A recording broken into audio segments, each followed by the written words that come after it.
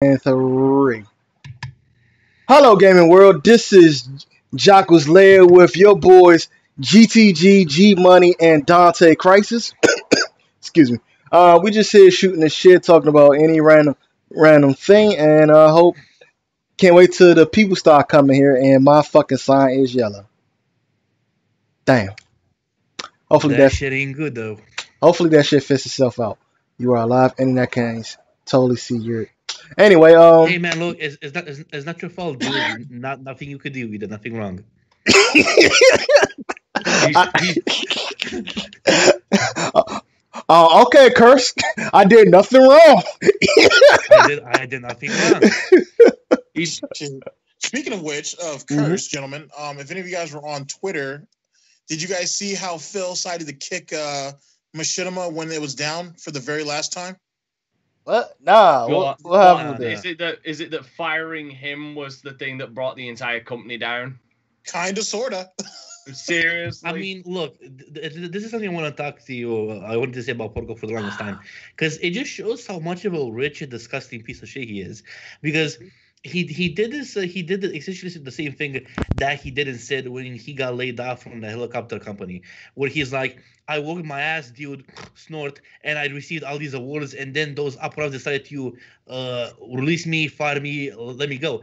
But then after a couple of years, he said, and guess what? Now the company is in dire straits, and they were fired. But he said it with such glee in his eyes, and with such pride. It's like you got fired, and luckily you don't have any kids, you don't have any family. But what if those people had, and they're in a really shitty situation where they didn't have an audience on YouTube where they could just play games like a fucking retard and make some money? So you're basically laughing at someone who you were in that position at one point, but you were able to turn it around somehow. So I mean, it just shows what kind of a piece of shit he is, and he does it the same right now with Machinima. Yeah, kicking a dead horse when it's down.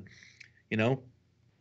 Here's the thing: by the time it's all said and done, when Phil finally gets fucking put down like the dog that he is, or more so his channel, Machinima will still have accomplished more than he would have his entire life. Yeah, no shit. They made so many stars. They brought out so much content. know. I mean, dude, he made Project 7. Project 7, the greatest of all fucking, the greatest of all projects. Dude, Project 7 was so great. He made it 3 times. It was the greatest Ponzi scheme ever. That's what that was. You scammed 7 months of Patreon out of them. Jesus Christ. And I still ain't, and he still ain't fucking apologized for it. Nope. Why should he? He did nothing wrong. It wasn't his fault. John, it's John and Howard's fault because they weren't willing to fly across country. Oh, poor John. Oh, and before we get to the next topic, I'd like to excuse me, make a statement out in behalf of the Jackal's Lair here. If we ever make a deal like you don't want to be exposed, so my fan base or Dante, GTG, LSB fan base don't know who the hell you are or anything, we will keep you hidden. We won't say your name, even when the show's over. We won't say your name or anything. However, once you speak on one of my people or me behind our back, my bad. Whatever you did, whatever agreement we made, that is now broken between you and whoever that person you speak on. Just want to make that clear because LSB got something going on with this water dude. I cannot pronounce his name, and plus he haven't said nothing to me, so I will still keep his name hidden. But you know who you are. Please stop talking about LSB before I have to jump in this. That's all. Fair enough. I don't want to rant on this. I think I ranted on this guy enough the first time I met him, and I don't want him living rent free in my head because I already live rent free in his. So does LSB as well. LSB's fucking renting a penthouse suite there apparently. The presidential fucking suite is LSB's up there. And what's disgusting is I'm sorry. Oh no, go ahead. I was gonna say, well, before we talk about the presidential suite that LSP is holding in this That guy's sounds head. like Porco's glory days when he was renting out suites and shit. Exactly. Let's talk about the Queen's Palace that LSB owns in DSP's ass over that Smash. Oh man. The DDD, the lovely DDD fucking run. That was crazy. I saw that was really good stuff on Dante on you and LSB's part. Like that was clean. I'm just so glad that I was able to get in a second time and come out with the W. I fucking macked his ass. Yeah, I mean, someone should have called the police if that was straight up rape. Why did exactly Phil ban LSB but not you? Why did they ban LSB? Because no one knows who the fuck I am. That's why. No one knows who the fuck I am. So like, how the fuck? I'm so far below the fucking radar. I don't even come up on fucking sonar. I'm surprised that water dude, whatever his name is, didn't say, "Hey Phil, he's a detector too." I guess it's because my name is just Dante, and obviously there's the character limit, so I can't put Dante Crisis as my Nintendo name. So it's just Dante, so it's kind of generic as hell. Damn. But congratulations. LSP kind of put a target on his back with the whole LSP gaming thing, but yeah, it's the fact that, like I said, no one fucking knows who I am, so I can just kind of slip underneath the fucking radar of a lot of this shit. Well, that's until Swaggin starts Googling people's names. You can go. Oh wait a minute. What's the first? Hold on. If you type in my name, what's the first thing that comes up? Well, I know what comes up when you type in Darkside Phil. It's a big giant masturbation fest. Oh right. So the first thing that comes up on if you type in my name is my Twitter, which is fucking hilarious considering DSP's actually still DSP's blocked me on that. Wow. Jesus.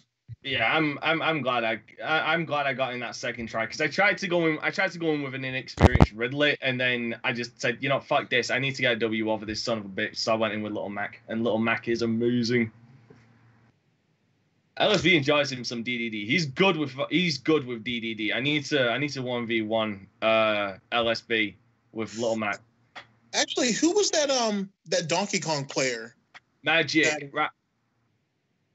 His name's Magic. I don't know what his YouTube screen name is, but he was called Magic, and he is a good Donkey Kong player, and he's another one I'd love to 1v1 as well. And unlike Tonkasar, I won't pussy out of a 1v1. Oh shit. Oh, actually, let's talk about that for a minute. I'll start the conversation, then I'll bounce it off you guys. Ladies and gentlemen, for anybody who's listening, Internet Blood Sports, for what it was, didn't need to fall by the wayside the way it did.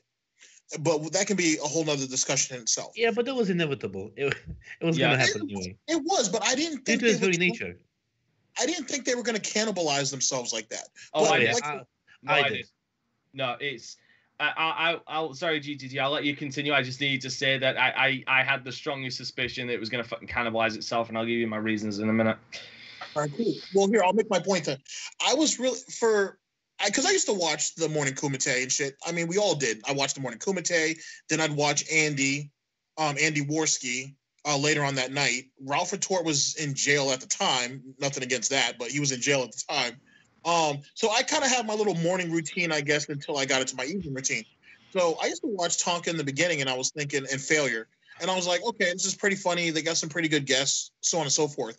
And then shit just started to get it kind of memed up, kind of crazy. And then there was all this backfighting that was going on that was unnecessary. But here's the point. How is it that you challenged almost everybody who disagreed with you? And the one guy that no one would want to fight because of how small he is ends up stepping up, ends up training, even though I saw his weigh-in, and I'm just whatever. It is what it is. He put the work in. He made weight though, didn't he? He did. He made weight. I think a lot of people's expectations were, oh, he's gonna have a six-pack, oh, he's gonna be ripped. His arms are kind of jacked, but he only had 3 months? He didn't have a lot of time. But you decided to challenge the one guy that no one would want to really fight. You know, no one wants to fight Andy. It's Andy. And he says yes. he takes this shit seriously and he shows up and you don't. And then you had to change your name. You had to change your fucking name to get out of this fight. Not just that, but What? changing your name and sending someone else's blood work. What? Yeah, that crazy shit. Yeah. Hold on, so you got to submit blood work in order to fight somebody legally? Yeah. Yes, Hell this yeah. was a sanctioned MMA fight in Tennessee. Tennessee. I did not That's know what I just that. said, Tennessee. No, you're right. Yeah. I'm sorry. Yeah, it was Nashville, Tennessee. It was going to take place in Nashville, Tennessee. I think it was today. Yeah, it was supposed to be Andy Jaworski versus Tonka Saw. And basically, Tonka Saw has been fucking dodging Andy, to his credit, because he just... I said, I was talking to LSB about this, and I said this. Andy will jump through every hoop because all he wants is to beat the shit out of this guy. He does not care about the fame at this point. He doesn't care about the money. He just wants to get his hands around this man's throat. Well, I mean, no, he's bitch made, so I guess he's a bitch, not a man anymore. He just wants to get his hands around Tonka Saw's throat and squeeze the life out of him until a referee breaks it up. And even then, I don't think it would have stopped Andy, especially with how coked up he might have been. And to be honest, through all of this bullshit, I feel more sorry for Andy, because imagine all of the cocaine he blew out on because he was in this training camp. Anyway, all Andy wanted to do was get his hands on fucking Tonga Saw, and Tonga Saw, because he's such a crippled little bitch-made cunt, decided to take every single opportunity to try and not go through the same hoops that Andy did. Going as far as sending someone else's blood work, not signing contracts, and not even showing up to Nashville. Oh, it hurts. It hurts. I mean, look, I don't really get what that was such a big of a deal. Okay, the worst case scenario, he would have gotten his ass whooped, whoopty shit. But he go for that process of changing your actual fucking name, and someone was like, "There's too much hassle. I'd rather go in there and fight the opponent and take my chances, rather than go for all that bullshit. It's way too much of a fucking hassle." The worst case scenario would have gotten my ass whooped. What do you fucking do? Who cares? You know what I mean? exactly. Like, you go in, you take whether you win or lose, you take the ass. You pick the win or not, and then you go home, or you have a couple of beers with people. Like, people would respect you more. But now he screwed over his own fans. He screwed over people who paid good money. Excuse me. There were people who came across, you know what I'm saying, came from Europe to watch this fight. You got people that are supposed to be watching it on pay-per-view. He screwed everybody. And most of all himself. Exactly. I mean, yeah, I agree. People would have respected Tonka Saw more if he wheelchaired his crippled ass into the ring and took the beating like a goddamn man than what he's done now. Because what he's done is essentially fucked everybody. Fucked his fans, fucked the promoters. Honestly, the worst kind of thing is he's kind of fucked Andy Jaworski, because, I mean, as much as Andy might turn around and say in the future, I don't know if he said it yet, that that he knew this was coming and he's not all too bothered about it. I honestly think that this bugs Andy more than he's gonna let on, because I don't know about you guys, but if someone ever fucking accused me of being a pedophile, and it turned out that it wasn't true, like 100%, this is bullshit, you're making lies, and I couldn't get my hands on them, I'm sorry, that would bug me. That would bug the hell out of me. Yep. Yeah, man. But look, the one fight I always wanted to see ever since they had their conversation and they split was Andy fighting against JF, because that would have been fantastic to see. I don't know about y'all, but I really wanted to see that, especially after they split up. But because I mean, now in the future, if something like this ever happens, you know, I the very least know that Andy's gonna show up. So at the very least, there's that. So going on to what GTG was talking about, the blood sports and how he didn't see it getting cannibalized. Honestly, the problem is I honestly did see it going this way. Because Internet blood sports had a very short shelf life. It had a very small half-life in essence. And the problem is, and honestly, it's one of the biggest problems with it, is you can have your fucking Jerry Springer, Howard Stern type fucking show. You can. The problem is once the producers, not the producers, sorry, once the hosts start taking sides, then you start alienating one side of the audience and one side of the guests that then start plotting and doing gay ops and attacking the other side, and then the hosts of the show have to create their own gay ops and start attacking the other side. Because look, and I apologize for interrupting you, but to me personally, when I stopped kind of following the blood sports in general and these shows, was exactly at that point where they had the breakout with Andy and JF, and they had that argument, and like I remember Andy was kind of being a pussy until they and I think it was on the morning commentary where he had this conversation with Paul Zico actually, and it was kind of because of him that he made them kind of split for real. And then, of course, JF went on to create his own, showing and whatnot. But I remember that was the point where I thought to myself, oh, this is kind of over. So there's not really too much value in continuing up with this. And I kind of stopped. So I haven't really been keeping up with them too much from that point. But I mean, like again, it was gonna end eventually at some point due to its very nature.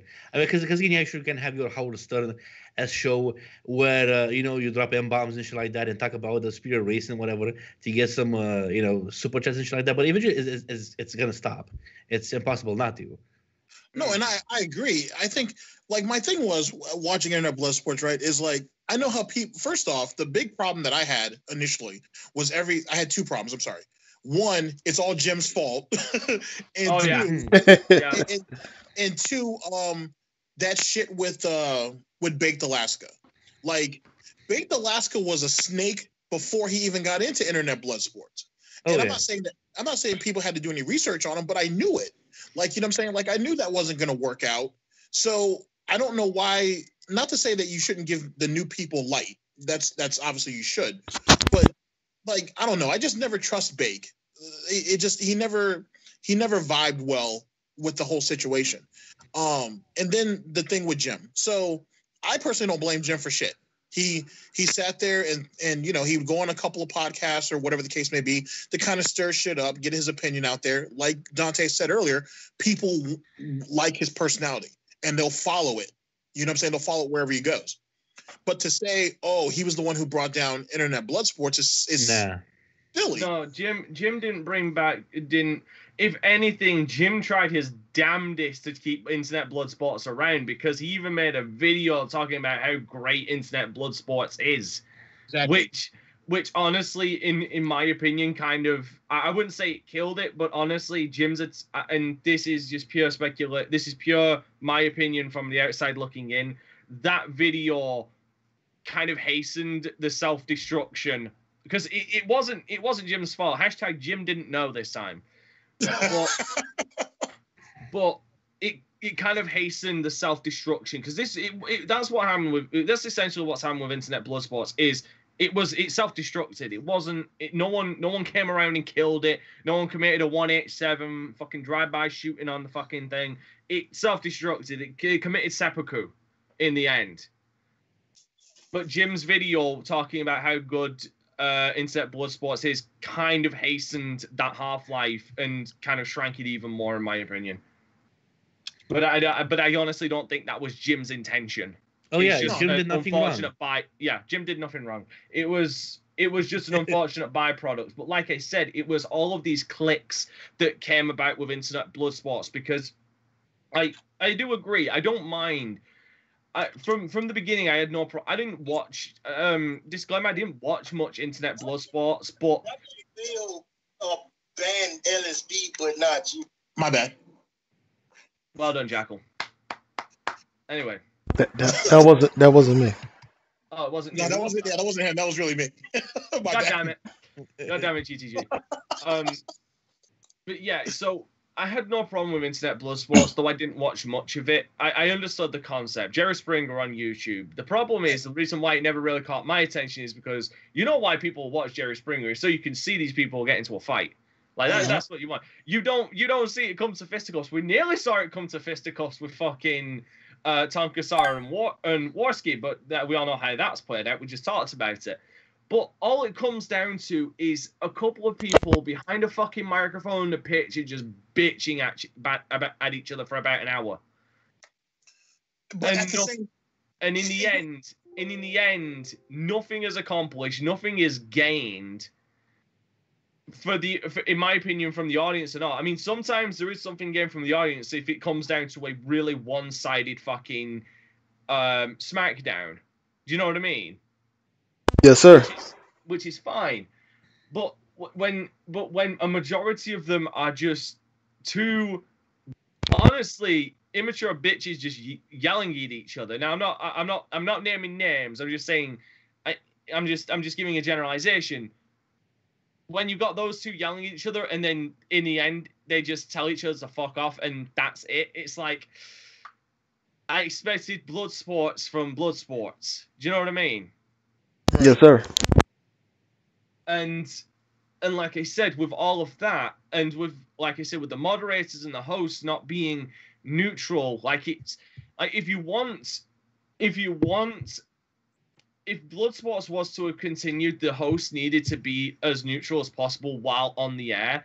Like honestly, that's one thing I would kind of grant Andy Warski sometimes is the fact that he did seem to willingly call out bullshit that he saw on either side of a conversation that was happening on his show. Do you know what I mean? right. But the problem is that wasn't a consistent thing. Have neutral ground for mutual combat. That's what we needed. Neutral ground for mutual combat. But the problem is it was never like that. And one of the biggest examples of that was honestly with JF and Andy. When JF was on, you could tell it was leaning to one side. And the problem with that is then you start alienating people on the other side. They get angry and fucking frustrated because you've got the hosts of this siding with one side of the conversation, almost feeling like it's a dog pile. That makes those people angry, not go on the show, start forming cliques, and then you got gay ups like the fucking Kraut situation. Wow. We're like Jeff Holiday. Like, what about Kraut though? Like I heard he tried to like get back. I mean, is he back? I don't know. I don't. Okay, I keep up with it only a little bit. So Crowd he's not. I wouldn't say he's back just yet, but he's pulling some nonsense. Like the other day, not the other day, maybe last week or the week before, he said he got attacked, or someone he knew got attacked, and it looks like ketchup in the picture. It's really strange. They were trying to do some photo op type shit on Andy to try to see if they could get him detained when he comes to the U.S. It's just really weird now. Like at first when Medicare did his first video about the Kraut saga, that was beautiful. I was like, okay, I get it. After episode 4, when he closed the story up, I was like, all right, cool. It makes sense. It was entertaining for what it was. And then shit just got strange. And I was like, you know what? I can't really follow this no more. So he's pulling something out there with David Shitrad and the rest of those guys. I don't know. So the gaps continue, in short. Basically, yes. Hashtag it's Donga's fault. I fucking love that. Back to what I was saying. What I looked at it as is it's a bunch of guys spurging out, make yourself some money, do it for an hour or two, and then shut the shit down.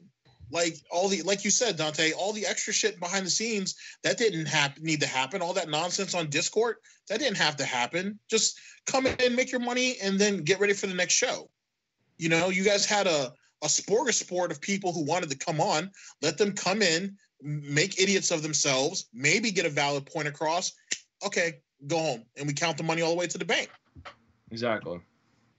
But you're right, though. When you start getting people who feel strongly about something, they start to go to one side, which I always thought that was JF's motive anyway, was to interject his views. And Andy just couldn't compete up against it. You know what I'm saying? Like, because Andy's not an overly aggressive guy, at least not back then. So it's all that cocaine, dude. It's a hell of a fucking drug. But yes, it is. Personality took over. Yeah, like that's like if there's one thing that looking from the outside in looking at some of, because when all of this bullshit with JF and Andy started blowing up, I looked back and, you know, we kind of looked at some progression through. The more and more I progressed, I kind of fell with the narrative that it really did feel like Warski lost control of his own fucking show. He did. He really did. He did. And he was the top guy too. Like he should have literally, not to say that he had to dictate anything, but of all people that should have not have crumbled, he should have been able to hold his own. Despite the situation with Chris Warski, you know, despite all that nonsense and all the extra bullshit that came later, Warski Live should have still been at the very top because they were there from the beginning. It's kind of funny if you think about it. Through all of these bullshit things, it's funny thinking about who's now on top of this. Like who's at top of that fucking food chain right now? That's Ralph Retort. No, I was gonna say Jim. Oh well, yeah. Jim pulls them fucking numbers. Well, Jim is a needle mover. Jim always pulled numbers though. But to me it seems more the more after all this internet blood sports thing, his numbers went even higher. Well, that's true. Like I swear sometimes when I saw, I think I've caught a few medical live streams where I swear he's had higher numbers than the Ralph Retort at points. He has for sure. And that's a solo, man. That's a solo show. So that's why I'm saying I feel like Medica is through all of this. Medica has only, and I'm not saying again this is intentional. I got, you know, when it comes to guys like fucking Medica, you got to add these disclaimers because in case people come after you for saying this shit. But I'm not saying it's intentional. But it's funny how through all of it, Medica's the one who ended up on top. I mean, Medica's the casino. The house always wins. Yeah, he always wins. Yep. Even with his alleged docs, and I say alleged because I don't believe that. That information has been out for like 4 years. Even with that, he was just like, all right, fine. If you guys say that's who I am, I'm just going to own it. And what does he have to lose? If he says that it's not him, and whatnot, the Sweetie Squad will believe him. If he says that it is him, the Sweetie Squad will defend him. Either way, he still wins. Again, it's all those groomed kids, dude. It's all them groomed kids. Yeah, it is, dude. But no, I mean, it's that's the thing with Jim, and it's kind of persisted throughout Jim's whole entire time on YouTube, from time with the Internet Aristocrat. Jim is the personification of give no fucks. He is. Like he's the court jester, he's the town drunk. He's the king, he's the queen, he's everything rolled into one with no fucks given. Well, actually, with that being said, can I run this by you guys real quick? When you go to Internet Aristocrat, and when he broke the story on Gamergate, do you feel, I know, it's funny, but just hear me out. Do you feel, any of you guys feel, that when we didn't react, and I say we as a collective, when we didn't react the way we were supposed to, when we let the nonsense with the journalism and all that bullshit continue, and he was like, okay, guys, I'm not here to be your leader. I'm not here to fight the fight for you. I brought you the information. Do with it what you will. But at the end of the day, it's going to affect all of us. And it did. He was right. It affects us even to this day to some extent. When we didn't come to arms like we were supposed to, do you think that's when Medicare was like, you know what? Fuck it. I'm just going to watch the world burn, and I'm going to fiddle as it happens. I'm done.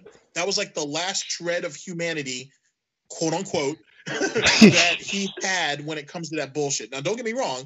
Medicare has a problem with abuse against animals, kids, you know, the usual human stuff. But when it comes to anything that pertains to the internet, as it pertains to us as a collective, as something that can be done, that it affects our hobbies, and in this multi-billion-dollar business, I did what I could. I'm not here to be your leader. I'm not here to hold your fucking hands. I'm done. If you guys won't move on it, that's fine, but I'm done. What are your thoughts on that? So basically, you're asking us, do you think that's the last time he's taken a stand against anything that's outside of the lol cows of the internet? Yes.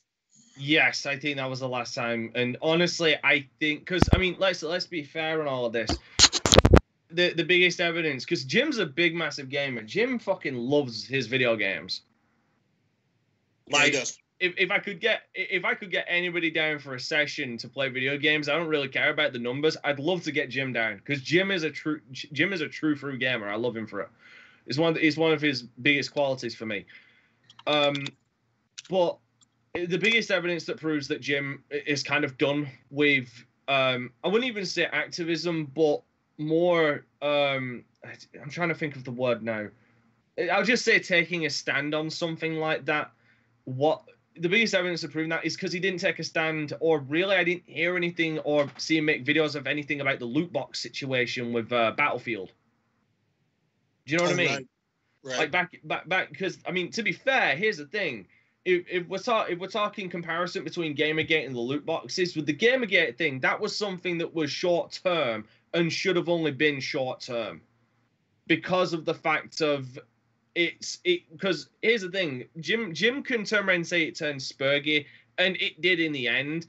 But the thing is with Gamergate is it did do a lot of good things. Like it did get a lot of the journalists to change their policies. Like Rock Paper Shotgun, IGN even did it, I believe. I think it was Destructoid and which is the one that zero punctuation's on? The Escapist, that's it. They all changed. Yeah, they all changed their policies, and one of the biggest things is when it was the Escapist. That was the most obvious because Yahtzee is one of those guys who gives no fucks, and I love Yahtzee for it as well. Like it did, but it was the whole continuation of it that was the biggest problem because it turned from we want this changed to now we need to defend ourselves against all of these slanderous accusations of misogyny and shit like that, when it should have just been okay, mission accomplished. It should have been literally the fucking George W. Bush thing, mission accomplished. We're pulling out. It should have been that. It should have been the W. But no, there was still fucking idiots staying behind trying to defend something that was honestly a losing fight, which ended up hurting the thing in the long term. Now, the reason I bring all of that up is because with the loot box thing, that is something that is a long-term battle. Like, that is something that is still being fought today with all of the loot boxes. Because, I mean, for fuck's sake, I think EA is taking Belgium to fucking court because Belgium told EA, you need to remove all your loot boxes from, like, FIFA and shit like that. This is a war of attrition, this fight. Do you know what I mean? And right. if there was something Jim could put his name to, it would be something like this, but he didn't. So to me, it kind of shows that you're right, that the whole Gamergate thing was the last straw for Jim. Sadly. But I mean, maybe that's the way it needs to be. As it pertains to... I'm sorry, go ahead. And the thing is with Jim as well is I think he understands his audience a lot more than he lets on. Now, I say that because he turns around and says that, oh, I can't... When everybody turns around and blames Jim for his audience attacking people, and he says that he can't control his audience, it has nothing to do with him. Do you know what I mean? He has some knowledge of what his fans... He knows who his fan base is, and if he tried to link his name to anything like that again, you'd end up getting that kind of cycle again. Do you know what I mean? Right. And at the same time, though, it's funny because, like, when you think about that, with the fact that Jim is very careful about who he links to his name, or what he links his name to, I should say. And in some ways, he'll talk to anybody, but he really associates with no one. So it's kind of like, I'm the king of everything, but yet I have no kingdom. If you think about it, I'm the king of ashes. I am the king. Exactly. I am the king of ashes. And yet, at the same time, I feel like, like the thing with him and Sargon. Okay, Sargon's the bigger channel. It's arguably Jim still had the larger audience, despite the fact Sargon had a bigger channel. And Sargon it was almost like everybody tried to guilt trip Jim into either coming to their side, coming to their cause. Like, Jim, you need to do this. Jim, you abandoned us when we needed you in Gamergate. Jim, you have all this influence and you're running around promoting all this chaos. Try to do some good, Jim. It was, I never understood. I really didn't. I didn't understand any of the nonsense. It was kind of like, so take that point as point A. And point B, when people try to get into an argument with Jim, it's like, you got stick to your point and just move off that. Do not try to attack him personally. It doesn't work. Like you said, he's been on the internet for a decade, over a decade. He's heard it all. You know what I'm saying? There's nothing you can hit him with that he hasn't already heard. So stick to your argument. But he gets you guys so frustrated because everybody still looks at Jim as he's our fucking Lord and Savior. Please just hear my plight. That everybody gets mad when he doesn't react the way they want him to, and then they spurg out on him. I saw that same type of shit happen with Baked Alaska, for example. Jim shows up in his stream and is like, hey, dude, you need to chill. You need to fucking chill, okay? You don't treat your audience like this, because if you lose your audience, you're nothing. Oh, Jim, I love my audience, this, that, and the third. Okay, man, if you love your audience, then you wouldn't be acting like an asshole and losing viewership. You know what? Fuck you, Jim. Where's your face at? I don't see you out here. I'm out here on the front lines. Where are you at? What was that about? What did that accomplish? That didn't accomplish shit. Jim got a laugh out of you, and then the next week or two, you completely fell the fuck apart. And for what? What good was any of that? What did it do? What did it bring you? Now you're out, what, walking dogs in San Francisco or some shit? Man, what the fuck? Like, you had a chance to really do something, and you went ahead and pissed it away because, oh, the great and mighty Jim sat there and chastised you for a minute. But he did it to help you. And he did it the week before. Talking Saw, I'm sure, did it behind the scenes somewhere. What the fuck? It would not surprise me if everybody has talked shit about... Because here's the thing. It's human nature to disagree with people and to talk. I mean, I wouldn't even necessarily say talk shit about them, but just talk about their points and how you disagree with them. Because I don't consider that shit talking. I mean, I've talked at length about a couple of things that memeology is like the whole the better help thing.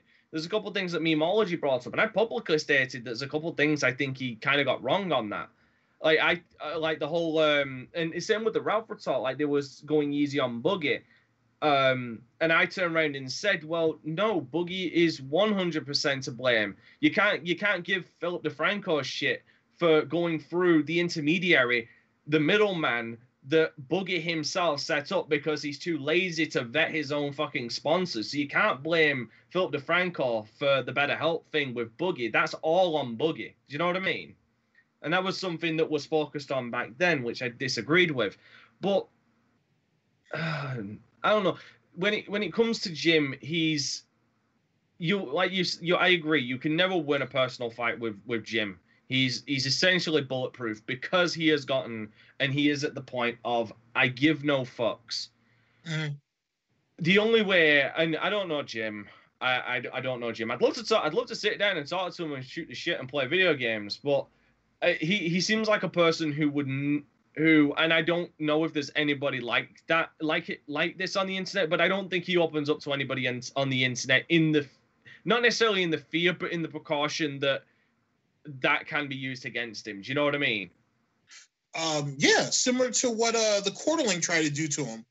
Do you guys remember that? Monday Matt tried to fucking pull that same shit when he got exposed, when he told Jim, you know me. And Medica just came right out and said, well, I know of you, Matt, but I don't know you personally. It's like, I think Jim specifically tries to avoid any personal connections on the internet for those very reasons, because in case that person gets dragged into some spurgy outburst, they can't drag Jim into it as a character witness. That's true. You know, actually, speaking of the Boulder Technician, what's up with him recently? What, the Boulder King, the Quarry King, Minecraft Matt? I don't know. I don't give a fuck about. Oh, I can talk a little bit about that. So Monday, besides the fact that all people have been archiving his old tweets before he deleted his Twitter, and people found out how much cum he likes to drink. He's over there posting videos on Instagram. That's pretty much it. He's joined Instagram. Yeah, he's on Instagram. That's where he posts his videos at now. Here's the thing about Monday Matt. I'm glad you brought that up. I still have the nagging suspicion, given what we all know now, as it pertains to the false copyright striking, and all that bullshit. Is it possible, gentlemen, that Zoe Quinn, even though I'm sure Zoe's already owned up to it by now, is it possible that Zoe Quinn didn't hit him with that false DMCA takedown? No, I No. think it was proven that she did do it, because I think it actually had her name under the copyright strike itself. Mm-hmm. Okay, cool. And the reason, then I'll just go ahead and end it with this. The only reason why is because before Zoe Quinn came and got him, He was irrelevant. he was definitely irrelevant. But before she came in and knocked over his Boulder Castle, he was going after Anita, and he had been doing that for months. And he couldn't get the response that he wanted. And then all of a sudden he makes that video on Zoe Quinn, and all of a sudden he gets kicked over. Well, again, it's because as Eric Bischoff said in the world of pro wrestling, controversy equals cash. Creates cash. And once he got hit with that DMCA, again, like Jim said in his video, #JimNew, he became the voice of. He became not the voice of the voiceless. What was the words? He became the voice of free speech at that point, because he got censored from talking about a video game, or it was more of a text adventure game, as far as you can call it a game. Right. So yeah, that's what caused it. It's all about the moment and the break of it all. And Matt's break in his moment was when Zoe Quinn DMCA'd his ass. There's a couple. A better example, actually, because it's more current. Memeology's breakout moment was breaking the whole BetterHelp thing, bringing that back full circle. And now that's not really comparable, because in the Boulder King's case, it's something that happened to him, which eventually resulted in his rise to popularity. No. I'm talking about moments. I'm talking about you can pinpoint exact moments and events that cause people to blow up. And with Matt, even though he was doing the Zoe Quinn, not the Zoe Quinn, the Anita Sarkeesian thing beforehand. Yeah, it was Zoe Quinn. I understand what you mean. With Memeology, it was when he did the whole BetterHelp. Yeah. With Matt, his moment was getting DMCA'd, because then that brought the attention over of Mr. Medica, and that blew Monday Matt up. That was his moment. It all comes down to moments, and again, Matt fucking squandered it. And the problem is Matt is very fucking boring. Matt is. He didn't really squander it. He did what he knew how to do best. Eventually, yeah, he's a boring fuck. So eventually, people, got wind of it and were like, "Well, this is kind of boring." But at the least he did. Past 100,000 subs. He did that video, which I think was very telling for a lot of people, when he started to cry like a massive pussy about the fact that YouTube sent him that letter about how his hard work paid off and shit like that with that restock. Yeah, that restock response that they sent to everyone, that really feel good, whatever bullshit corporate message, and he started to cry, and it's like, God damn it, like, how can you be such a fucking pussy? Like, I can kind of understand being overwhelmed, like, because it is an accomplishment in life, but also, and I can understand you making that video, but I don't understand having the mindset of, okay, now I'm actually gonna upload this, knowing I cry like a fucking pussy. I'll throw out the video. I just don't. I have no. If I somehow did that video would never see the light of day. Like, what? Come on. Like, how could you do it? But then again, the Boulder King. What can you say? Even DSP. Look, even Porco had the insight not to upload his response to John and Rambo. So that should tell you something. Cool. As far as here's the thing, though, is. I can judge this, even though I've got videos of me getting emotional on my YouTube channel. The reason why I can judge this is because it's clearly fucking fake. it was fake as fuck to me, and that's what bugged me the most. Like, those were the emotions that you'd have if he genuinely had those emotions. Those were the emotions you have when you first read that letter, because it was clear that he was reading that letter again, not for the first time. Second, it was clear that that email, that letter, was like a fucking template of what they always send to people who get those fucking silver play buttons. Do you know what I mean? Yeah. That's what bugged me about that. And honestly, I have to thank Minecraft Matt, because thanks to him, I know exactly if I ever, like, God to the heavens, I ever get 100,000 fucking subscribers, I've already turned around and said I'm getting a fucking podium, I'm putting up the green screen, and I'm doing a fucking award show for that fucking silver plaque. I'm gonna give an amazing speech. My man Dante. I'm gonna accept that shit like Halle Berry did as the Razzies. I can respect that. My feel on Monday Matt with that whole thing was, to be honest, he was someone. You could tell he's someone who went off the deep end. He overcommitted to this way too much, and way too much. He took this way too seriously, and you could see it later on when all the subs were leaving him after he got exposed for flagging. All the subs were leaving him. He was paying to get. He was buying subs. This, that, and the third. It's something that I say on my channel sometimes, that you got to be careful, because it's very easy to get way too invested in this. And I mean, look, here's the thing about Monday, man, which I think kind of happened to you, like, again, like, as every conversation kind of leads you to DSP again. But in Monday Man's case, as far as I know, once he knew that he was going to do this for a while, at least he has a pretty steady income from YouTube. He bought himself a new house. He had a kid, like he had, a kid at the time. So at that point, when he saw people making fun of him, that's when he started to take shit way too seriously. And like I said, the instant you do that, that's the start of your downfall, because you never should take shit too seriously, especially on YouTube. It's like, whatever, let shit pass. Because look, just like Jim said when he had his channel taken down, eventually we'll find out who it was. Eventually we'll find out who took those videos down, and we found it out with the Boulder King. Like it was him when he got exposed in the most, I don't know, like, just baffling ways possible. Like, he fucked himself royally, and that stream, I still can't believe it to this day.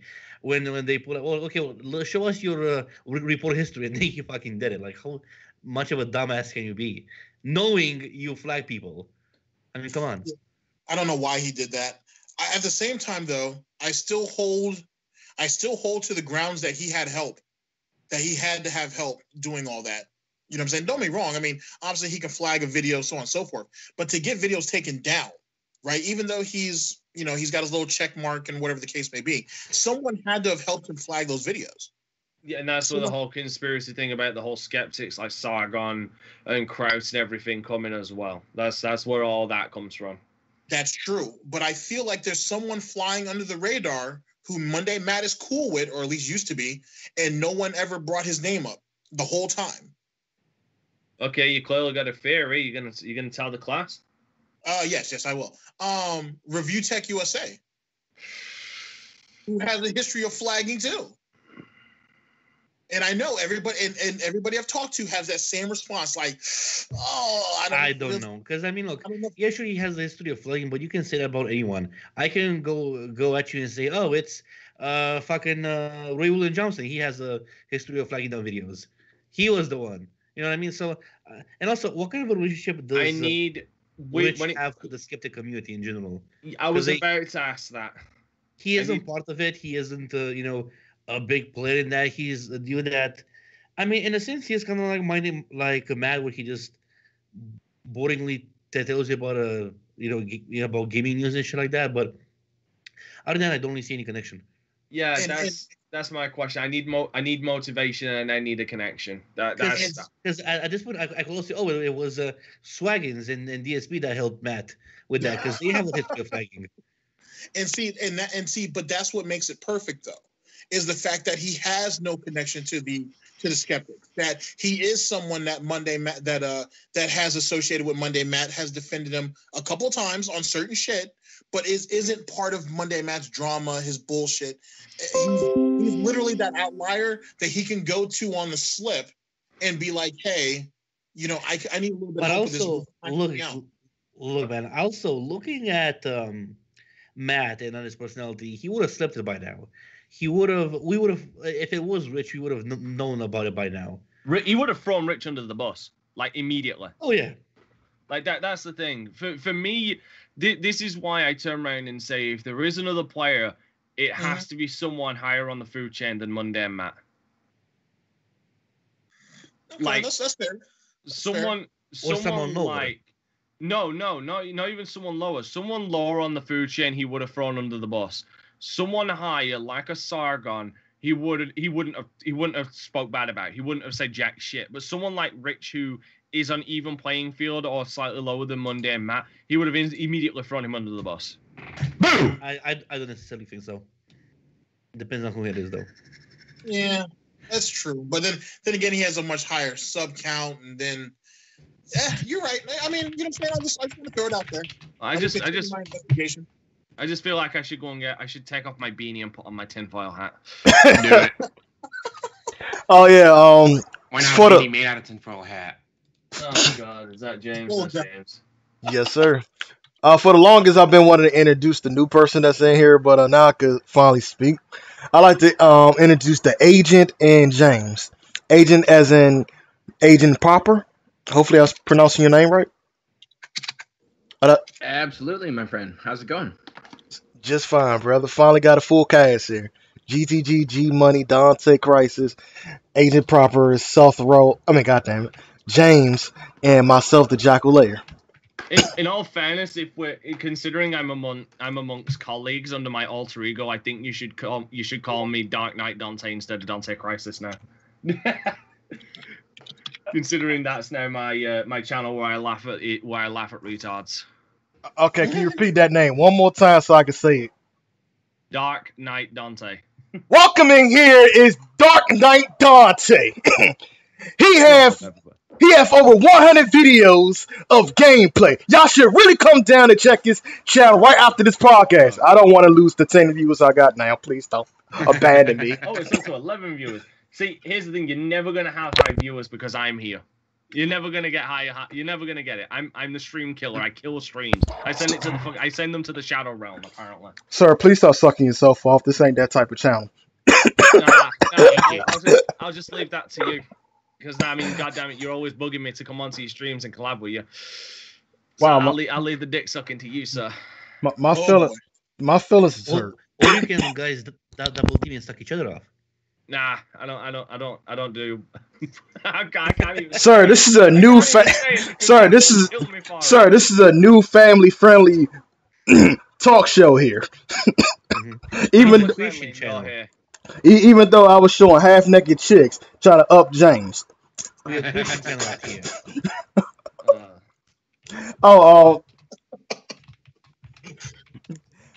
I wanted to speak on your video that y'all posted up about Phil being gay. Yeah. He's gay. For the first half of the video, I was like, man, they look like really cool brothers, man. Like shit, you have a relationship with my best friends like that. But when it got to the very end where he started recording John without John noticing, and then John like, hey man, you taking pictures or what's going on here? Like, no, I record. Fucked up though, because I was also surprised. Like, did he just do that? Like, I couldn't believe. So John was talking to his girlfriend, right? And Porco was like, what? No, because I generally think he in his mind that's his time to spend with me, So like, it was creepy as fuck. Like, I couldn't believe it. So you see this is on the phone, and you feel the need to immediately just interrupt that shit, cut that shit. No, let's go spend some time. I'm like, the fuck, dude. Like, leave the man alone. In John's facial expression, he looked like he wanted to smack her like, dog, what is you doing? But it's like, I ain't gonna do that. Your man too soft for all that. Hey, bro, what you want to go out to do? Oh, man, it's all up to you. That's something my girl would say when she don't want to speak to me. And I mentioned that in the video. Like, just that sassy, bitchy response from him. Whatever you want to do. I don't know. What do you want to do? Tell me. Oh shit! Yeah, before because I want to kind of talk about Resident Evil 2, but first of all, I have to ask James something. James, That ending of Glass though. That ending. You saw it? Oh my god, that was so awesome. That ending. Oh my god. I don't want to spoil too much, but I'm conflicted. And the fact that M. Night Shyamalan has said that there is not going to be a fucking sequel hurts me. There's not? Oh. Didn't you just say killed you my wanted to be a boner. trilogy?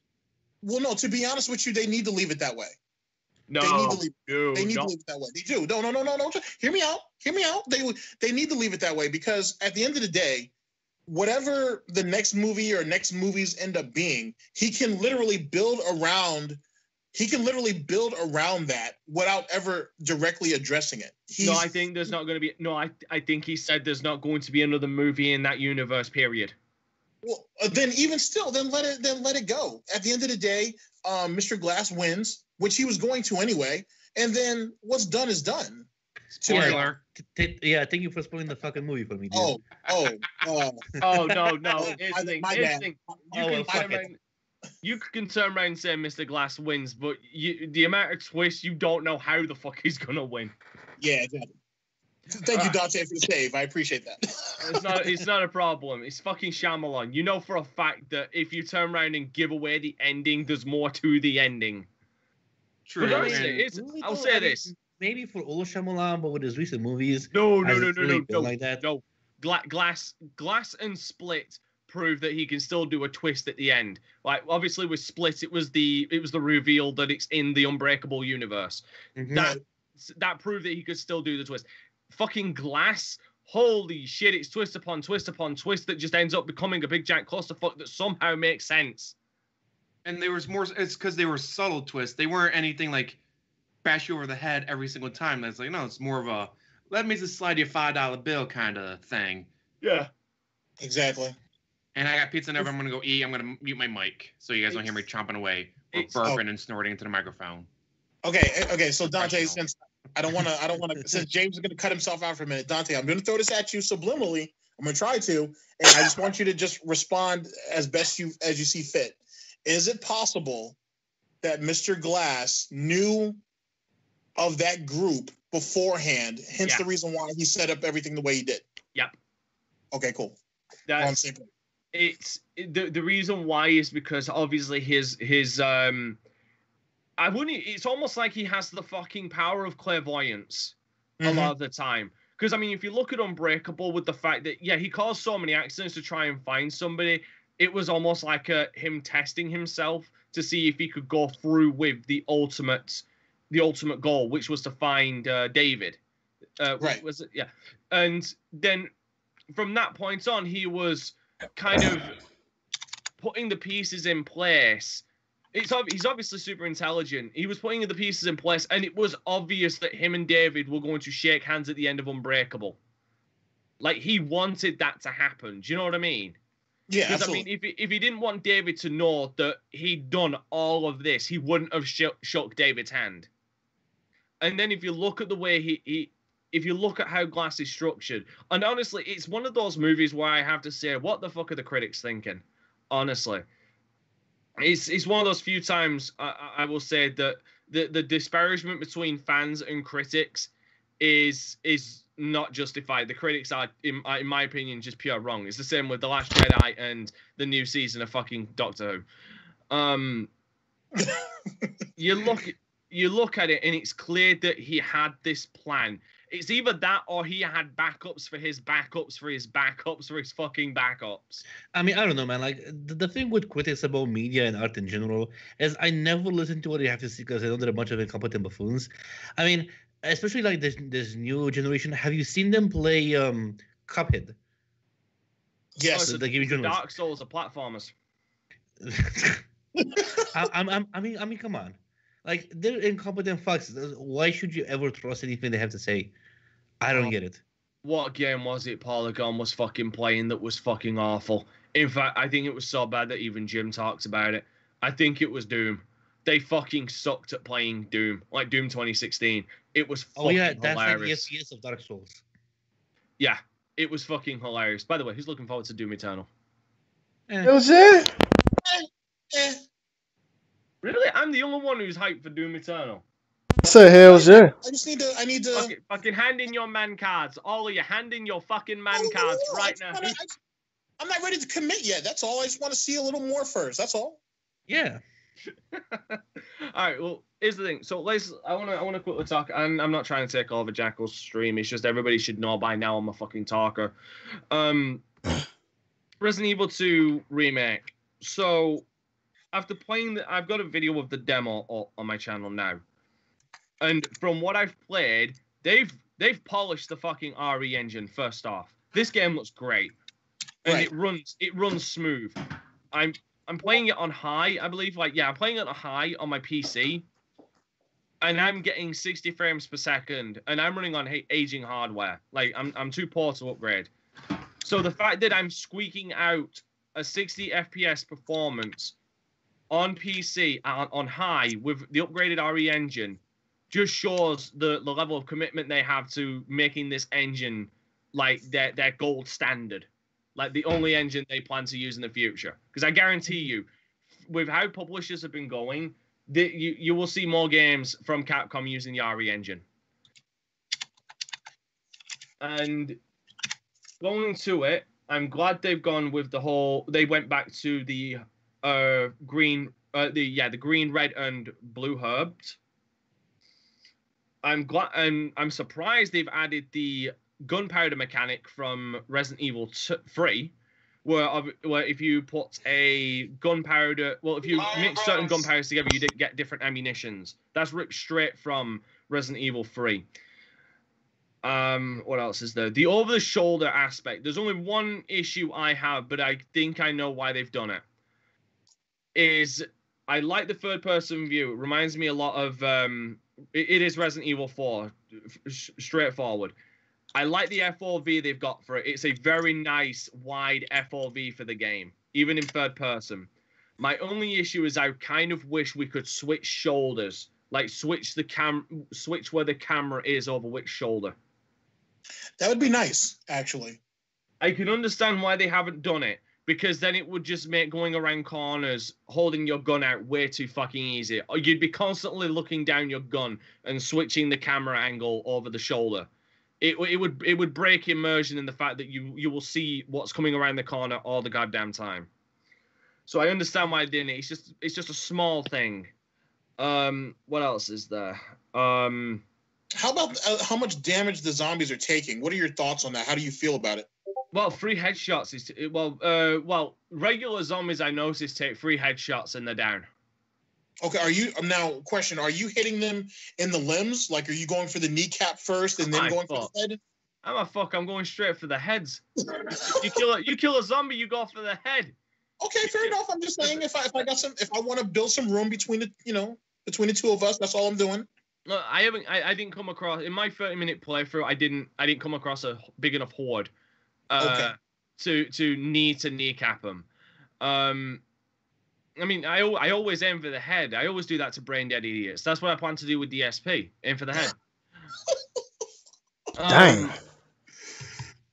So 3 headshots. There's obviously a variety of zombies in the game because you've got the fat zombies, which take about fucking 5 to 6 shots in the fucking head to take down, which is kind of ludicrous to me. Especially considering that getting headshots is not the precise art that you think it is. It's relatively easy, but they can sway a bit too much to throw off your aim. Exactly. And the fact that there is a focus mechanic where if you aim down sights, if you aim and start shooting, your bullets will spread. But if you hold the aim for about a second, 2 seconds, it will focus in on a precise shot. Which, like I said, you couple that, I kind of wish that the fat zombies would take at least 1 more, if maybe 2. Make it a constant 5 shots to the head. Don't make it like fucking 6 or a ridiculous amount. What else is there? The recreation of the RPD station is fucking beautiful. It looks beautiful. They've added more. They've added more puzzles to it. That's clear. What else is there to add? Sorry. The inventory, right? So it's kind of something that I expected. I didn't see. I didn't have any zombies around me, so I don't know if it's in real time. But the inventory being in real time, I think that's a thing as well. The indicator for the health is still the heartbeat. That I'm very happy with, and the fact that it's there. The one thing I'm disappointed with, I kind of wish that it was more transparent, the inventory system. I'm not asking for it to pause the game. I'm asking for real-time, transparent, and Leon looks at like a watch. Because there was a Resident Evil 2 remake fan game that came out, or that was being made, and they had a similar system where Leon like checks his pulse, and you actually get a real-time indicator of your health, which I would have really liked. That'd have been cool. I've been okay with that. Yeah, there was a Resident Evil 2 fan remake where Leon literally checks his fucking pulse, and in the bottom right it shows his heartbeat, like the classic Resident Evil heartbeat, and you and that's how you can check your health. I would have liked to have done that in real time in the game without needing to go into the inventory every single time. I just feel like it would have added more to the fuck's sake, the tension, because like you're really fucking hurt. You quickly check your health and then you go for a fucking first aid herb or something, or you smoke a doobie, because we all know that they don't really add those weeds to the wound. They smoke the fucking weeds. Sorry, I'm just That's actually correct. Redesign for Leon. It took me a hot second before I fully accepted that is Leon Kennedy. I do like, and the problem is you don't see Claire, so I can't get a full read on Claire because I'm kind of staying away from trailers with Resident Evil 2. Mm-hmm. Okay. From what I've heard, the story is pretty much the same. Is pretty much the same with a few beats changed from the original. So the story seems to be in good hands. So what I wanted to ask you, are you gonna play Kingdom Hearts 3 when it will come out? Oh, am I gonna play Kingdom Hearts 3? No. No, there's a couple of reasons. Because one, I've never played Kingdom Hearts 1 and 2. Me either. Well, that's not gonna stop Dave. So that's not. Well, Dave has played 1 and 2. He sucked at them. Really? Yeah, he played. Because I thought he said that he doesn't know what the story is about. He doesn't know anything, but he's still gotta, be a cool interactive stream, dude. No, right. So the thing is, and the one thing that I've kind of somewhat defended DSP on is the story for Kingdom Hearts is kind of all over the place. Bollocks. It's all over the fucking place because it's irrelevant. It doesn't matter. It's not just that. There are people who care about the story, and a lot. Yeah, a lot. A lot. And the problem is the story is literally all over the place. So you've got Kingdom Hearts 1 and 2. They came out on PlayStation 2. No. You have Kingdom Hearts. You have Chain of Memories for the GBA, the remake on the PS2, and then you have Kingdom Hearts 2. There's still a shit ton in between them. Yes, exactly. That's what I'm getting at. That's kind of what I'm getting at. You've got like Birth by Sleep, 3, 5, 4 days over 7. You got all of these fucking games that have different story elements that are important to the story as a whole, and they're spread over multiple consoles from from mobile to the fucking N-Gage to the DS to the PSP to do you know what I mean? So yeah, but I mean they kind of pretty much been compiled in the 2.8 like 2.5 like and I want to get that. I want to get that. But the problem is Dave never got that. So that's why I can understand when someone turns around and says that the story for. But also, I have a counterpoint to that. But then again, there's an incompetent fox or whatever. But you can easily find on YouTube a video that explains everything. Okay, if I need, and I will use the same goddamn counter argument I use for fucking Destiny. If I need to go to an outside source to get my fucking story out of a video game, then your game has fundamentally failed. Not really. Yes, it has. No. It has. I'm sorry. It's well, you have to play the in-between games. I'm just saying, if you don't want to play them, if you don't want to receive the story in that way and the way it's presented, then you can go on YouTube and just watch a video explaining to you the story. If you want to start out with 3, if you just want to play 1, 2, and 3, just go through those. You can very easily find videos on YouTube that explains what happens in between. And what I'm saying is let's go back to a day. Let's go back to a time before 3.5, 1.5 and 2.5, right? What was it? Yeah, 2.5 and 2. Whatever. Sorry. Whatever. Yeah, it doesn't matter. Yeah. Let's go back to a time before then. If you wanted to keep up with the Kingdom Hearts story, you would need to buy a DS, a phone, a PSP. You need to buy all of these to play and get the story if you're a Kingdom Hearts fan. Like you said, a lot of these happen between Kingdom Hearts 1 and 2, and some of them are happening between Kingdom Hearts 2 and 3. Yeah, and some one happened even before the first Kingdom Hearts, which is Birth by Sleep. My point stands that I agree with you. Yeah, my point stands that before the remasters came out, if I needed to go to other outside if I needed to buy all of these to understand the story of your game in its second installment, in its second numbered installment, your series has fundamentally failed, in my opinion. It's that, like I say, that's the part where I don't really disagree, because in Kingdom Hearts 2 you even have the opening which shows what happened in Chain of Memories, which kind of indicates and tells you, hey, go play Chain of Memories. That's it in between 1 and 2. But again, that's irrelevant. What I was trying to say is that if you don't want to go and play all the other side games and stuff like that, you can very easily search up some lore on YouTube and watch a video. Okay, so these games take place between 1 and 2, for example. Here's what happened, and then you can play, Kingdom Hearts 2, or hey, you can play Kingdom Hearts 3. But hey, this is what happened in the Dream Drop Distance, for example. So again, if you don't want to play those games, that's the only thing that I was disagreeing with you. So I don't really think they instantly fail. But also, I mean, at the same time, sure, I guess some people are invested in the story quite a lot, but I never really gave too much of a fuck, to be quite honest. I like the gameplay. It's fun and in many instances kind of addictive, so that's why I mainly play Kingdom Hearts for. Don't really give a fuck about anything else. Well, that's the thing about Kingdom Hearts, is a lot of the gameplays vary between installments.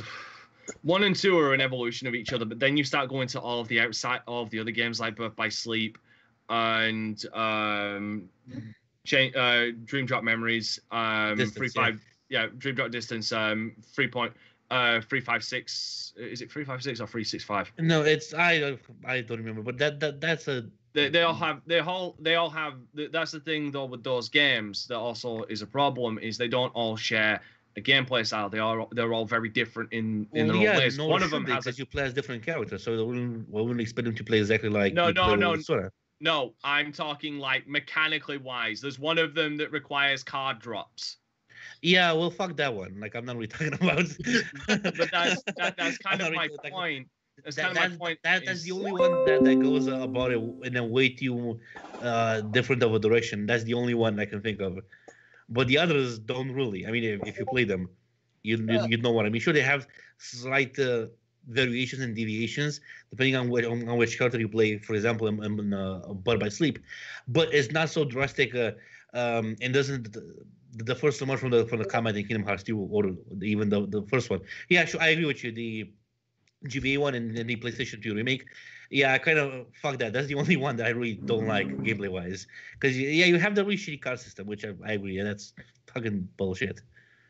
Which one's the? Hold on. Was it Birth by Sleep? No, it wasn't Birth by Sleep. Was it Dream Drop Distance? The one where there's the counter where it starts counting down, then suddenly your fucking character just goes into a coma. What?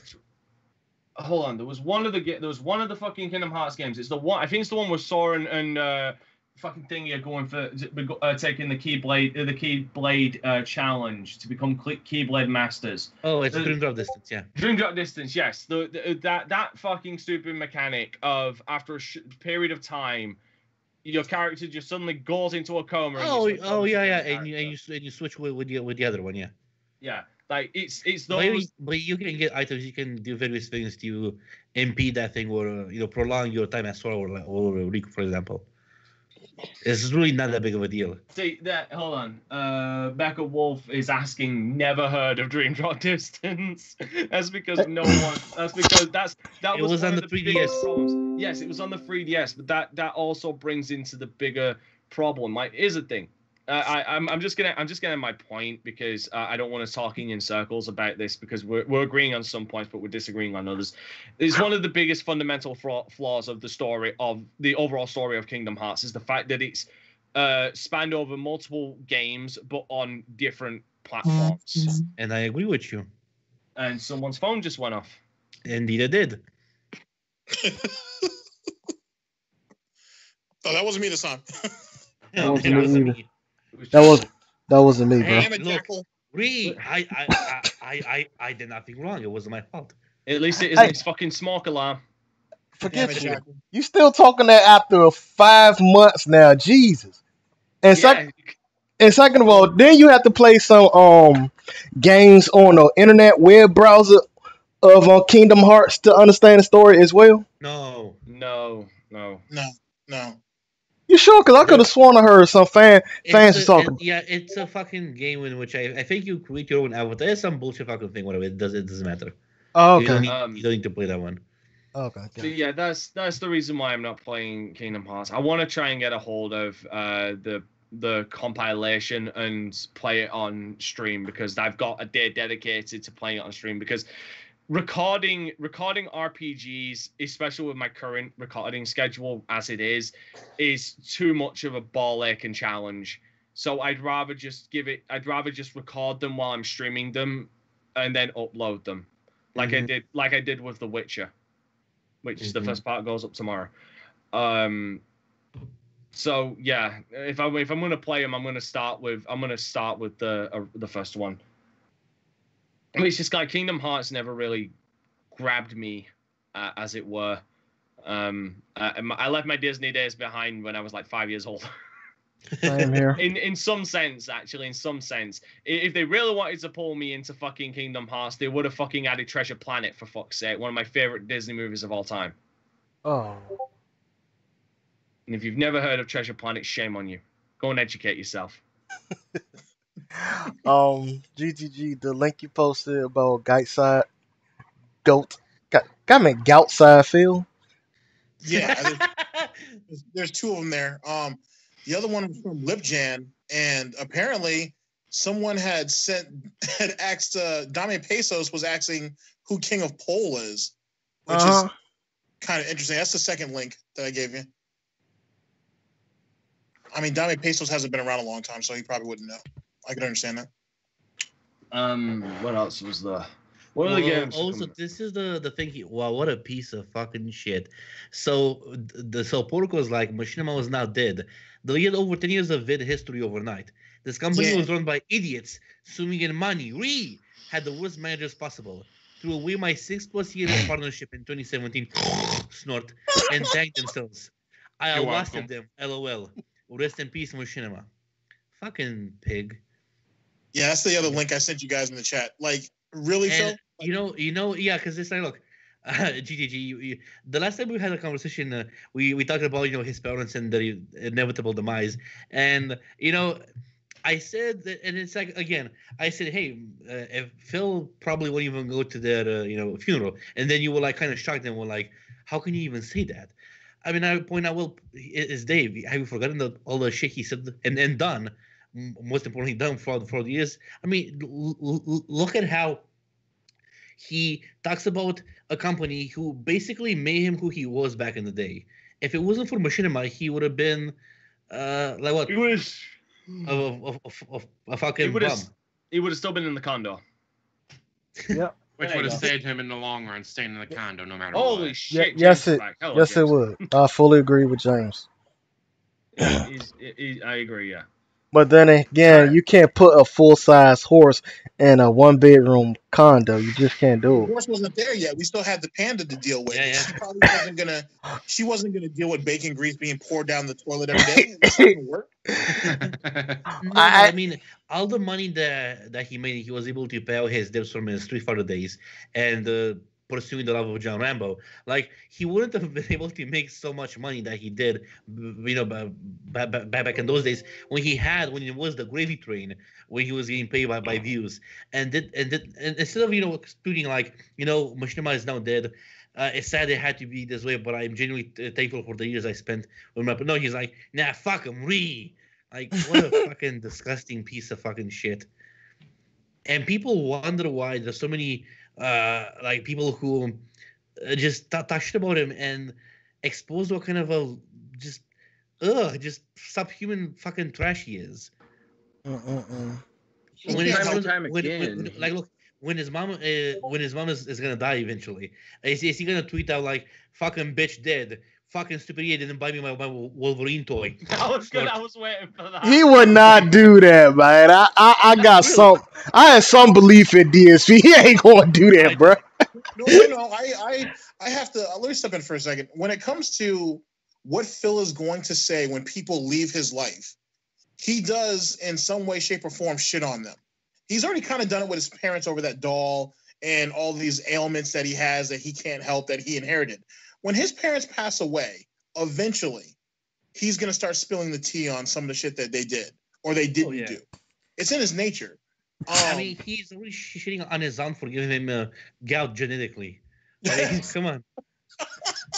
Speaking of DSP, he's currently down to 788 subs. He's also worth 1,000. It's a shame he even has 100. True. I mean, his actual numbers are more in tune with about maybe 450 at base average subs. Oh, and by the way, because again, I kind of regret that we haven't recorded our conversations, because the whole Emerald 7 thing, I figured it was just him. I mean, not him, but maybe for casting him or whatever, and he donated that money to himself, basically. Because what's more likely, and the way I put it with things that happen to you, Phil, is like, what's more likely?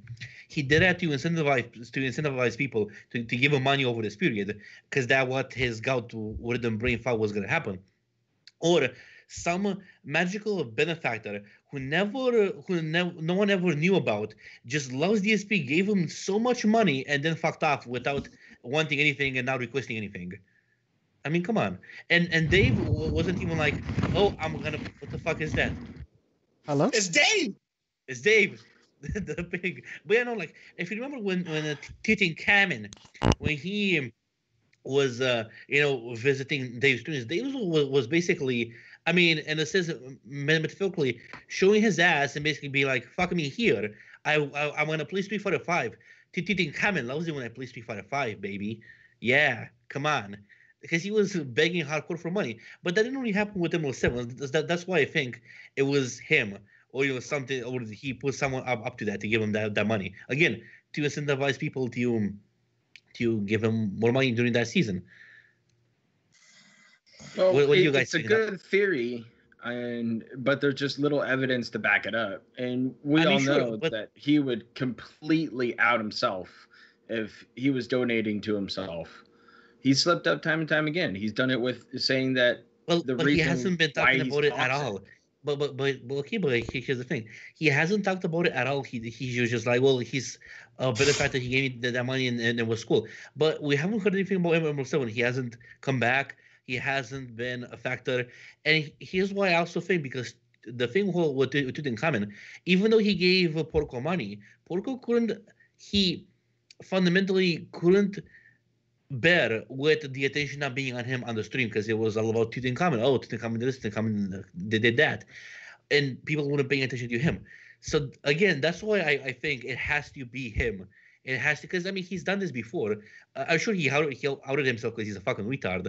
Like when he said, I am the person who donated the money to buy the TV. Yeah, he's done that kind of stuff before. But he hasn't slipped so far. He will eventually, I think. Because it's Porco. Eventually he'll give himself up. But like the thing with Tut, I'm sorry, I didn't mean to cut whoever I cut off there. The thing is with Tut is he's the one who made the situation the way it was. You're the one who decided to suck Tut's dick every time he popped up and was like, hey guys, Tut here, this, that, and the third. Hey, I'm gonna play Street Fighter 5. Hey guys, look at all these gifted subs and all these emotes that Tut provided, so on and so forth. He relinquished control over to Tut. Whereas when Swaggins was doing it, because I like shitting on Swaggins. When Swaggins was doing it, he was getting smacked down almost at every second. It was like, sit your ass on the porch and stay there. But, you know, Tut could run around at his leisure. Phil did that to himself, to be honest. Give a man rope, he will eventually hang himself with it. Exactly. Yep, even that's Phil, very even true. though for him it's much more difficult because he has hooves. That's what cat's for. But as I see these situations with Tut, he didn't know who Tut was. He just figured he just captured a new whale and The white whale has arrived. ride him as hard as he could. And Well, guys, unfortunately, I need to get going. My friend's about to pick me up so he can take me to work. By the way, James, Yes. congrats on nearly hitting 2K, you fucking sleazy bastard. That sweater got me through Bloodborne. Oh, dude. When you were stood up for the glass review, and I saw the sweater in its full glory, dude. First of all, that fucking sweater is bright red. Second, that design really did come out a lot better than I thought it did. I love it. Speaking of which, agent. Deuces. How are you enjoying? Oh, I enjoyed the shirt. I wore it all day yesterday. Is it you like it? Is it does the design? How does it feel? How like the shirt itself, like the fit, the fabric? Does it feel? Oh no, good? it's a solid T-shirt, man. Good. You know, it doesn't feel cheap at all. That's for sure. And the design looks pretty damn good on those shirts too. Well, I'm glad. That's nice. I've said it before. I can't draw for shit, but I can come up with good ideas. I'm just glad people enjoy it. I'm glad you, Loco, and James have enjoyed my product. Yeah, I mean, I like to support my friends with their endeavors. That's what we're all here for, anyways. Okay. But I have a friend. Yay! Don't tell anybody.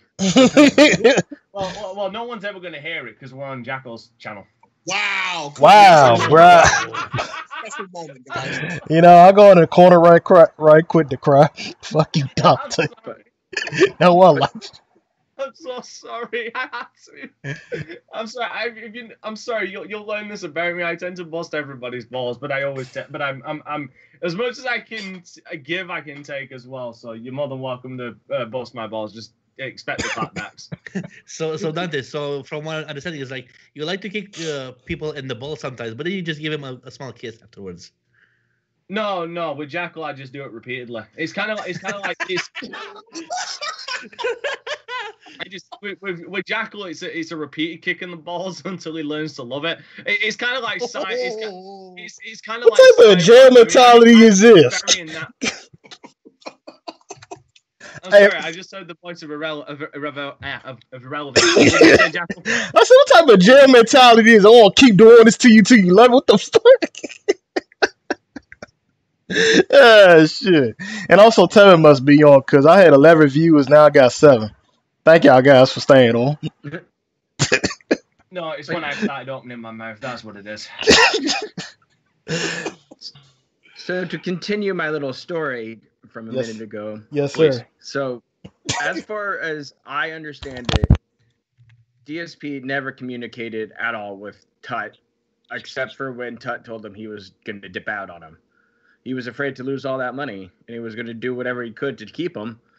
But with this Emerald 7 thing, it seems to me that there has been communication behind the scenes via like email or some form of direct messaging that they've done and set up. So as soon as all of those sub bombs hit and all of that money got confirmed. I kind of disagree with that because I mean, if he would have talked with him, they would have told us. Oh, I had a conversation behind the scenes with him. I don't think he said that so far.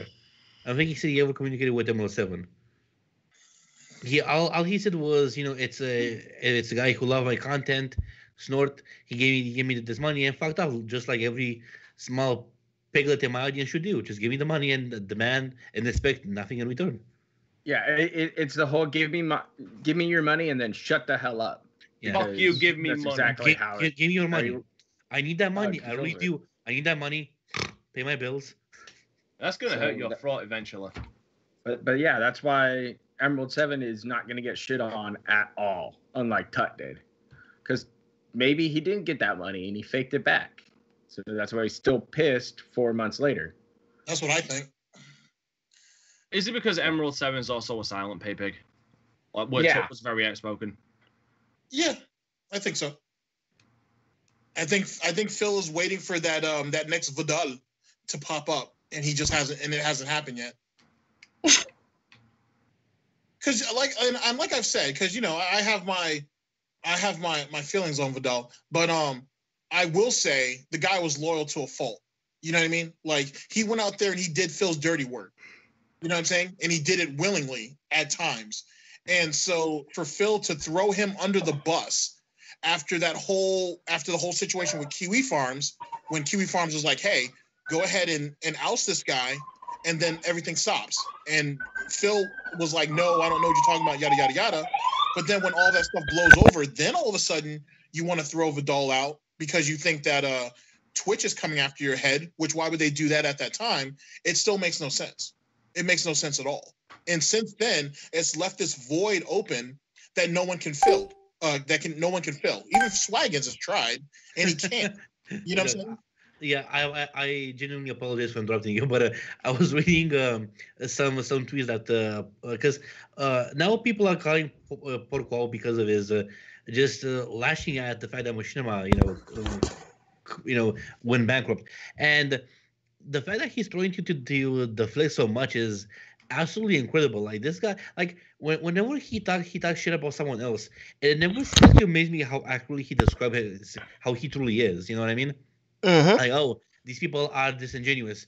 These people have fucked over their fans. These people, this and that, and so on and so forth.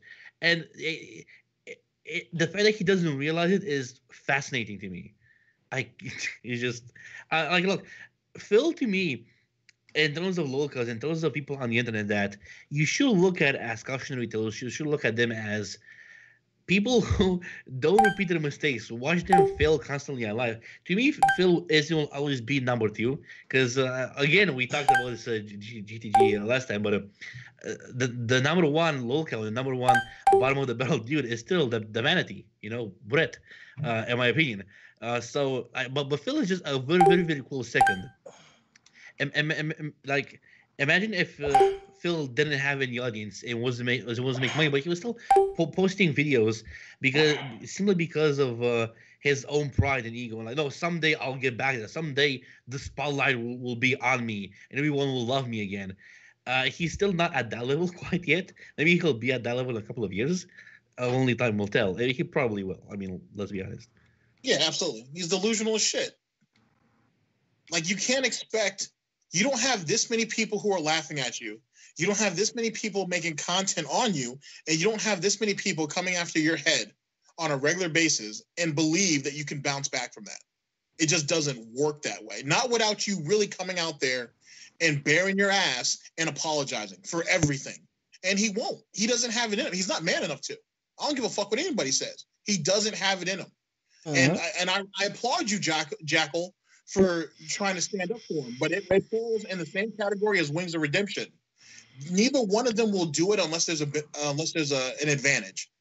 There's something that you can play off of it. That is true. I mean, it's not about standing up for them. It's just that I don't believe in shitting on somebody without at least putting something about them on it. I mean, about them that may be a little truth. Oh, no. I feel you. I might have misspoken. My bad. I mean, but I get your point. Like, you get where I was coming from. Yeah. Like, you can't give Porco any type of at all. You can't give him any type of wiggle room. You know what I'm saying? It just doesn't work. It doesn't work at all. The moment you give him just a little bit of leeway, a little bit, he'll take everything, or he'll at least try to. Yeah. And that can't stand. You know what I'm saying? Don't get me wrong. I'm not trying to take everything from him. I just want to see him work for it. If he loves it as much as he says he does, he'll be willing to work for it. I agree. I would love for him to actually get a real job, whether it's part-time or full-time, and still do. Look. That's I'm sorry, dude, but you're an idiot. I can't work on the job, dude. I won't get paid as much. Okay. I mean, the truth be told, he wouldn't get paid as much, but at least you will be having some money in your fucking Look, account. I understand, dude. Look, okay, but I have a 10-year legacy on YouTube, dude, and you have no idea what you're talking about. Like, you're as much of a fucking idiot as my mom and dad who didn't buy me that Wolverine toy when I was young. And I wanted to state this. He changed his story to I never hated my parents for that. I never called them stupid. I told my dad about it. He just laughed. Who goes on to have these conversations with their parents about internet? Look. I did nothing wrong. It's all these fucking trolls and mentally ill detractors that want to ruin me, dude. Oh my god, bro! How do your throat doesn't hurt by doing it? I just gotta ask. How do your throat don't hurt by doing it? Well, you gotta see, dude, is that the pig roach is in. the pig roach is a special animal, dude. God damn it. He's a special snowflake in nature, dude. Exactly. Oh my god, dude! I just remember, like, he used to have beef with Machinima, and then when he got his ass fired, and then I think he went begging to the guy that was on top of Machinima at the time, who he pretty much called him an asshole to his face, and begged for a job with them, and he was like, "Oh, okay, I'm a help, help out." He basically did protocol was solid, and now he's shitting on the whole company in general. What? Yeah, you're talking about Hut. Oh yeah, Hutch, yeah. Hutch, yeah. Which is another thing. Like, okay, like I said, if anybody who's seen my videos, you know what I mean with this. But I call it the devil's luck, because for whatever reason, no matter how bad the position that he's in, somehow he gets pulled out. And don't get me wrong when I say this, you should never be jealous of anybody over anything, because anything can be obtained. It takes, if you really want it, you can get it. Mm-hmm. But as it pertains to the ability to bounce back the way he does, it doesn't make any sense to me. Like, God has to be with him to let this happen. But but behind the scenes, somebody is very cunning to let him keep limping along the way they do. I don't know if it's some type of twisted sense of enjoyment, watching him, kind of hobble along the way they do, or whatever the case may be. Because I didn't used to think about it this way, but keep in mind, and again, I cannot stress this enough, but there was the gravy train back, and Porco got paid by views, not by ad revenue, by views. Right. So now I'm thinking, what if? Because he spent with Machinima a long ass time, and they pretty much fucked him over in a couple of negotiations, because they promised they would give him free games and stuff like that. And Porco, being a dumbass, he took it and sifted the cut. But what if they didn't pay him as much as he should have earned based on just simply views, and paid him less, and they made a shit ton of money off of his ass? Because again, this dude used to have over 10 million views per month. When back in those days, that was fucking insane. Back in the 2011 to 2012 days, right? So what if they profited immensely off of Porco's ass? I wouldn't put it past Machinima. Because let's be honest, Machinima for the longest time was pretty shitty company. Come on. So I kind of see them doing that. If that's the case, then he paid for his protection. Because think about the shit that he did behind the scenes. Think about all the channels that he fucked around and got taken down, or the videos he got taken down. You got to pay to play. Yes, sir. Yes, sir. And I believe there's something sinister going on. The reason he's lasting for so long, just like you mentioned, the devil's luck. That devil part is waiting for him. We kind of have a saying, and it usually pertains to people who have good luck, is that they ate a lot of shit when they were kids. And with Porco being a pig, come on, what do pigs eat on a regular basis? Yeah. Come on. But so who knows? I think there's something leading here that you can only go but so high before you hit the fucking ground. And I believe the devil was just waiting for him and Kat maybe to finally get married, to where her name is on some papers. And when that happens and she finds, hey, you know what? I'm through with this. What you talking about? You can't just leave me. Yeah, I can. And since my name's on this house, I'll be taking this house and half the money that you earned from this. But before that happened, don't you have to be married to that person for a amount of time before they could take your shit? Yeah, you have to. Yeah. Oh, never mind then. But I still believe there's a great fall that's going to happen, and it's going to I hit mean, DSP with real Phil, fucking it's hard. not. I mean, he's constantly failing every consecutive year. Now, look, he is in financial distress because he's a fucking retard and can manage his own money. But Right. I don't think he needs those 16K for his taxes. I think that's bullshit. I think he just wants to desperately get married, or at least that's what he thinks his parents want. And because I mean, of course, after they die, who are they gonna leave the house and whatever valuables they have? I mean, he doesn't have any brothers or sisters. To my understanding, he did say that he grew up with a cousin, but that cousin is like she's doing drugs, and he doesn't want to keep up with that, dude. No, he doesn't Even want though no. this is the guy, even though this is the guy I'm watching his stream, this is the guy that was like on a cocktail of medicine when he was young, because he was like obsessed and in love with this chick or whatever, or who knows why he uh took those that cocktail of medicine, as he puts it. I mean, dude, his childhood life could be really messed up for all we know. You know what I'm saying? Who knows what his childhood was really like? But it doesn't sound he mentioned like one shock therapy, which maybe he underwent that. I don't. Who the fuck even knows? Thank you. Okay, so here, now that you brought that up, when he talks about people who, like, the white coats need to come to them, they need to be put on medication, they need to go through this, they need to go through that.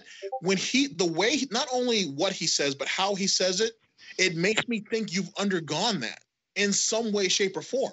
And if you look at those younger pictures of him, right, it looks like he's been through some shit.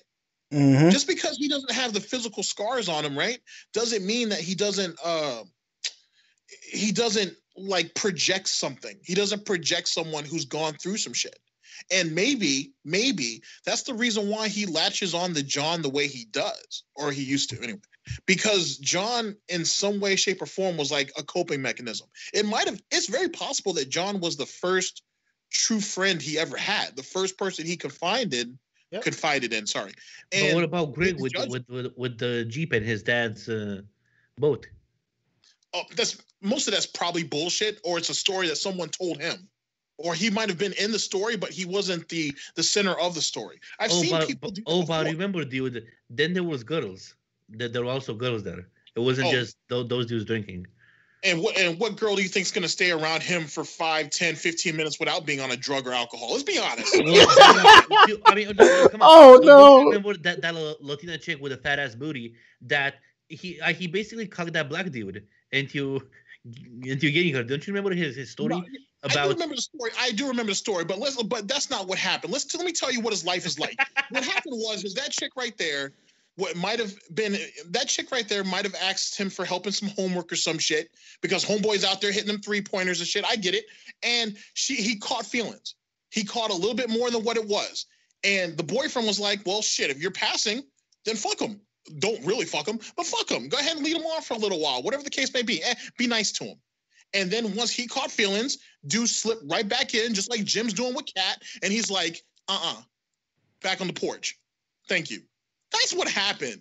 Do you really think that Phil can manage himself around another person? We've seen him fail 2 women so far. Look. He was an impressive specimen. He used to lift weights, dude. Haven't you seen the pictures? But he was scrawny as shit. What weights did he lift? That's what he said, though. He was like, I used to lift. I was pretty buff, dude. That's what he said.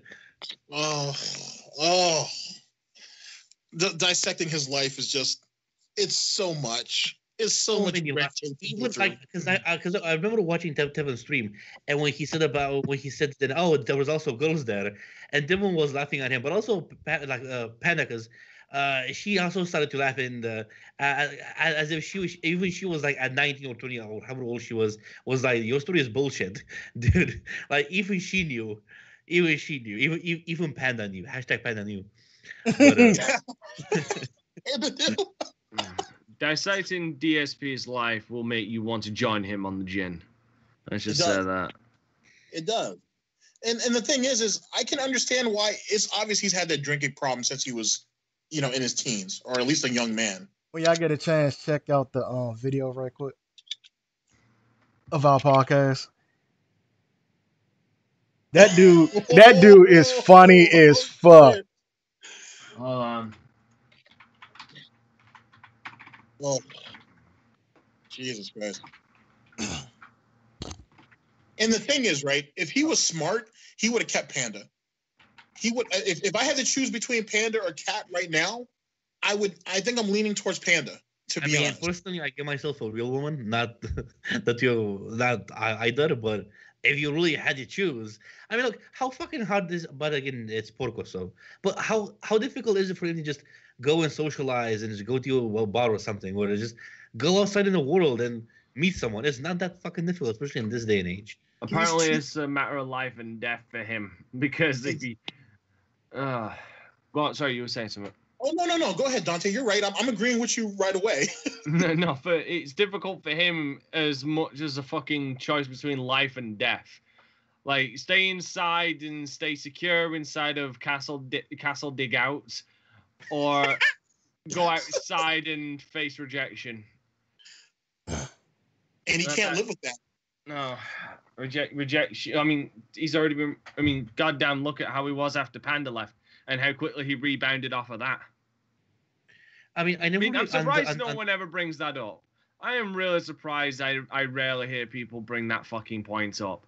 How quickly DSP fucking rebounded. Like, yeah, he was. Apparently they were split up for a while, because he even mentions it, that they were split up for a while and she was living there. But if you even take that amount of time into consideration, maybe a month and a half, 2 max, he rebounded very fucking quickly. Yeah, which I don't know. Because he never loved it, and like, all he saw Panda was as his maid, as someone to be there for him and basically look after him, as sort of a maid, basically. That's. I mean, look, how you mean to tell me he actually felt anything, passion, love, even basic sympathy for her when he's like, okay, guys, I gotta pause the screen real quick. Panda's really sick, but I gotta wake her up so she can make me food, dude. Can I be honest? Can I be perfectly honest? In the beginning, I honestly do think he did. But once she started becoming a burden to him, that's when it all started to go away. Okay, well, how the fuck was she a burden? She literally went to work for him to pay up his fucking bills. The moment they moved in together. I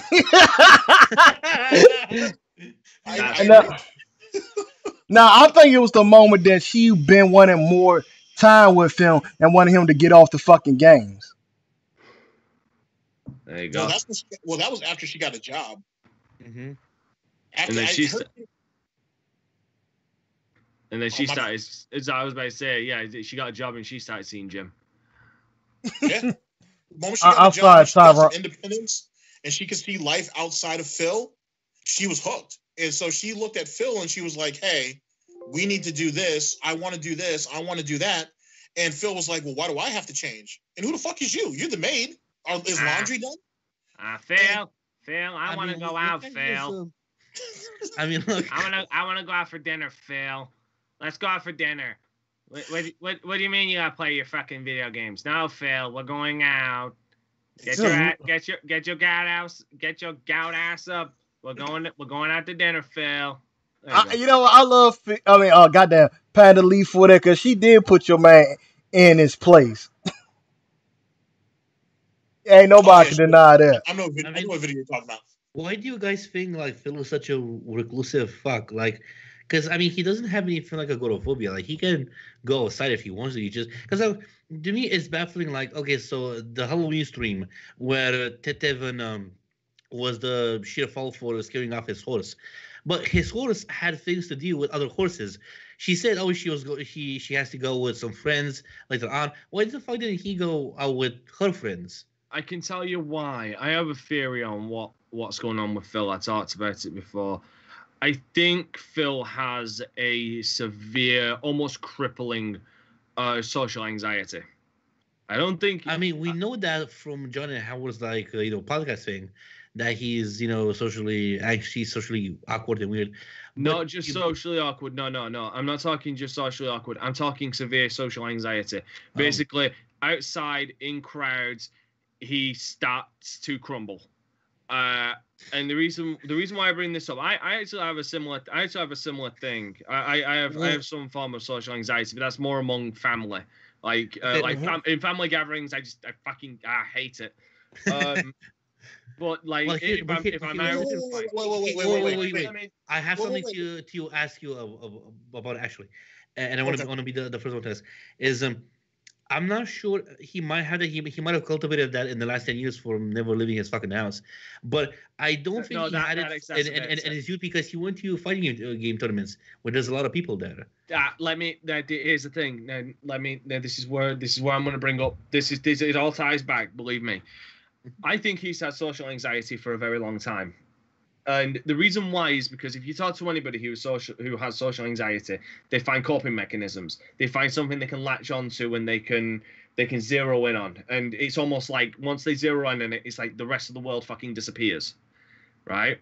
So with Phil, it started with the fighting game tournaments. It was something that he could focus on. It was something that the rest of the world disappeared once he was zeroed in on it.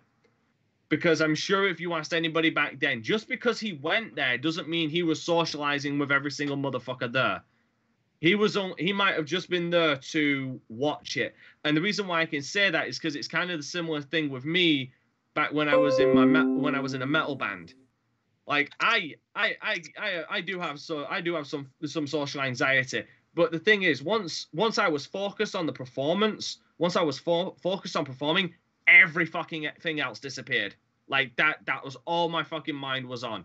And that's what I think was Phil in the fighting game community.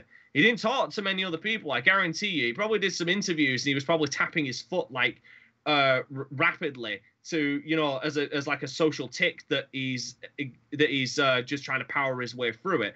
But I guarantee you, he didn't talk to many other people and was only there to play the game. Now you fast forward, he's got the internet presence. He's playing video games on the internet. That's his coping mechanism. That's why he doesn't go out, because his coping mechanism is in his own house, Castle Lagout. And that's how he can cope with his social anxiety, is by playing video games on the internet, so he doesn't have to go outside. That's why I say I think he has had crippling social anxiety for a really long time. Okay, but also let me ask you this. So the fact that he doesn't leave Galvania, that's a fact. But someone asked him recently, like, why does he go and jog at the very least, around the house in his gated community? Like, why do you guys think he doesn't jog or like take care of his body at all? That one just comes down to pure laziness. I can answer that. As a fat person myself, we could give 110,000 reasons why. The fact is, he's just lazy. He's just plain and simple. Wait, hold on. So what's your excuse then? I'm fucking lazy. The fuck I know. Shit. See, at least you're honest.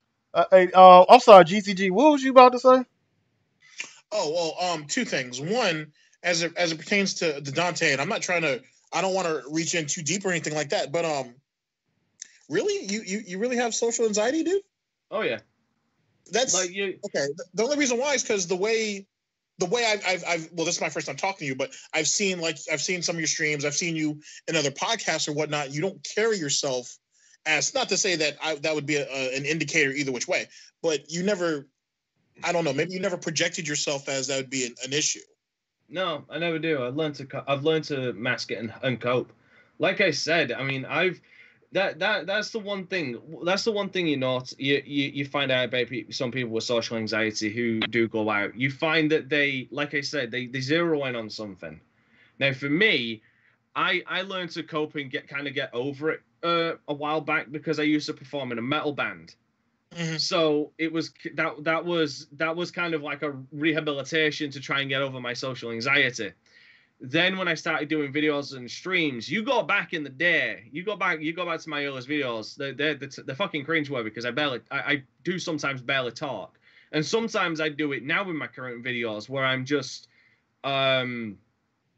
where I'm just trying to focus on what I'm doing. Like if it's something that's like stealth, for example, if I'm trying to fucking stealth something, I go silent like a motherfucker because I'm trying not to fuck up. But that's how I get over it. With my streams, the difference there is that I usually come prepared, and the fact that it also comes down to a case of social anxiety. There is different. I wouldn't say classes, but different forms of it. I think Phil's social anxiety is the human factor, like the human being there, which is why he doesn't seem that bad on streams. He doesn't talk to his stream chat much, but I guarantee you he talks to his stream chat more than he talks to Cat or anybody else on the outside world. But that's because they're a faceless entity. There's no face looking at him. Do you know what I mean? Mm-hmm. Right. He doesn't have to read the responses or anything. Kind of, because I'm really actually like I genuinely want to ask the both of you this, because again it's a video I'm working on. Why do you guys think that? I mean, if Phil clearly doesn't understand what a joke is, usually he says something that he thinks is funny and then acts at it usually. But for example, when going back to the famous moment in his Metal Gear playthrough, where he says, "Oh, in China they say Chingy Chang, whatever the fuck," and then he starts to laugh like a fucking maniac. Why do you guys think he finds those type of things funny? He's got autism. Like there's no fucking doubt about it. He has autism. He cannot pick on. He can. Yeah, I don't know how severe the autism is. Mine isn't that severe, but he can't pick up on social cues at all. Like he cannot pick up on social cues, and he as my mother used to say, you have a classic case of think before you fucking speak. Yep. He doesn't do that. Because I mean that's not funny. I mean, under a certain context, it can be funny, but you just saying something and just laughing at it. There's not, or going back to the part where I'm believing you, where that's why the reason he got kicked out, the whole Nazi Jew thing. How would how would he think that's funny? Him just going around being like, "Oh, Jew, like I'm gonna kill you," and like how is that? Like again, like I don't find how the fuck anyone can find that funny. Yeah, and laugh at it. I can't. That's one of those things where you need to be in the actual head of the person saying it to get it. Because they clearly find it funny, if he ever did find it funny. But I'm not justifying it. I can't think of any reason why that would be funny.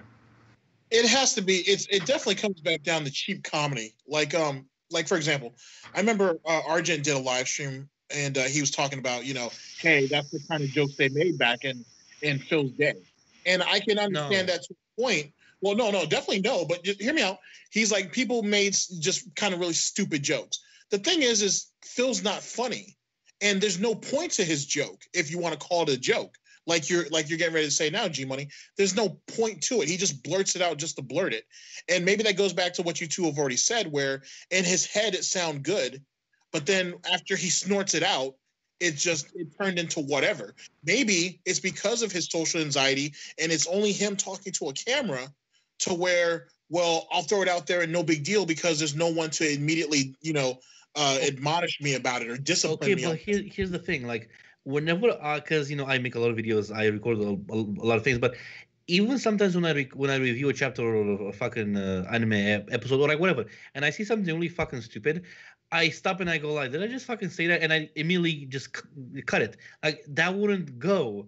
You're not gonna, like, you know what I mean? Like, I'm just baffled by the fact that he doesn't have the insight. Okay, saying something stupid, that's like fine, everyone does it, but you actually keep it in a video and make that the way you present yourself to your audience. That's just baffling to me on many levels. No, you don't get it, and also, like again, anything can be funny under the proper context, but he doesn't make jokes. He just says something. It's like Louis C.K. has this really funny joke about rape, and of course it's also how you deliver it, but he says basically like, well, you should never ever rape someone. Raping someone is absolutely horrible. It's one of the worst things you can do, arguably even more fucked up than killing them, unless you want to. I mean, how are you gonna come in them if you're not gonna rape them? But the thing is, the way he says it is funny. Phil would be like, the way Phil would interpret that and say it into a video, how would that be? I'm gonna rape you because I want you or something like that. Like he doesn't understand comedy. I don't think he thinks he does, but he doesn't. And yeah, sure, back in the '90s or back in his heyday, sure, these type of jokes were there, but they were told in a much funnier way, and they kind of like they made sense in that context. No, I But agree. he just blurs shit out and but again, that's okay. The fucked up thing that I don't get is he genuinely thinks that's funny. Otherwise, he wouldn't just leave it in the video. Like for example, I think he was playing like Fusion or something. So there's this black dude that's a part of his team, and he's trying to get a soda from like a machine, and he's like. He made a black joke about how if the machine was going to give him his soda, he's going to steal the whole damn thing, and he just laughs for like one minute about that joke, end quote. Like, what the fuck is funny about that? See, now this kind of goes back to what I was saying about the social anxiety, because I do believe he has social anxiety and doesn't socialize with many people much. He hasn't formed a basis in his mind of what is socially acceptable to say or what is socially acceptable not to say, or about comedic timing. Because if you tell how to say it exactly, he's never formed. He never developed. His brain never developed. These social cues or these social things on what to say and what not to say. Yes, sometimes even people who do have that will have Freudian slips. Like you said, you questioned in one of the things you were reviewing, why the fuck did I say that, and you left it out. That's because when when we're socializing, we immediately switch to a different form of speech and cadency when we're talking to somebody.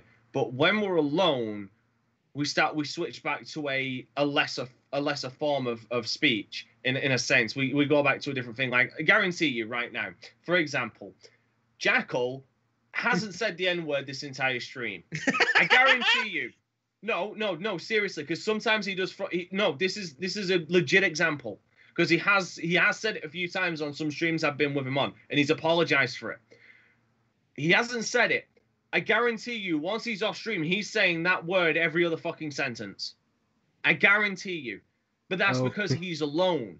He's not in a social situation. That is with true. Phil, I'm right, ain't I, Jackal? Yep. I told you. But that's because he's learned socially from interacting with other people. Okay, I shouldn't say this word all the goddamn time. Or at least he's been in a social circle where that word hasn't been said all of the time. And it's just that when he's alone, the black side of him comes out. Oh man.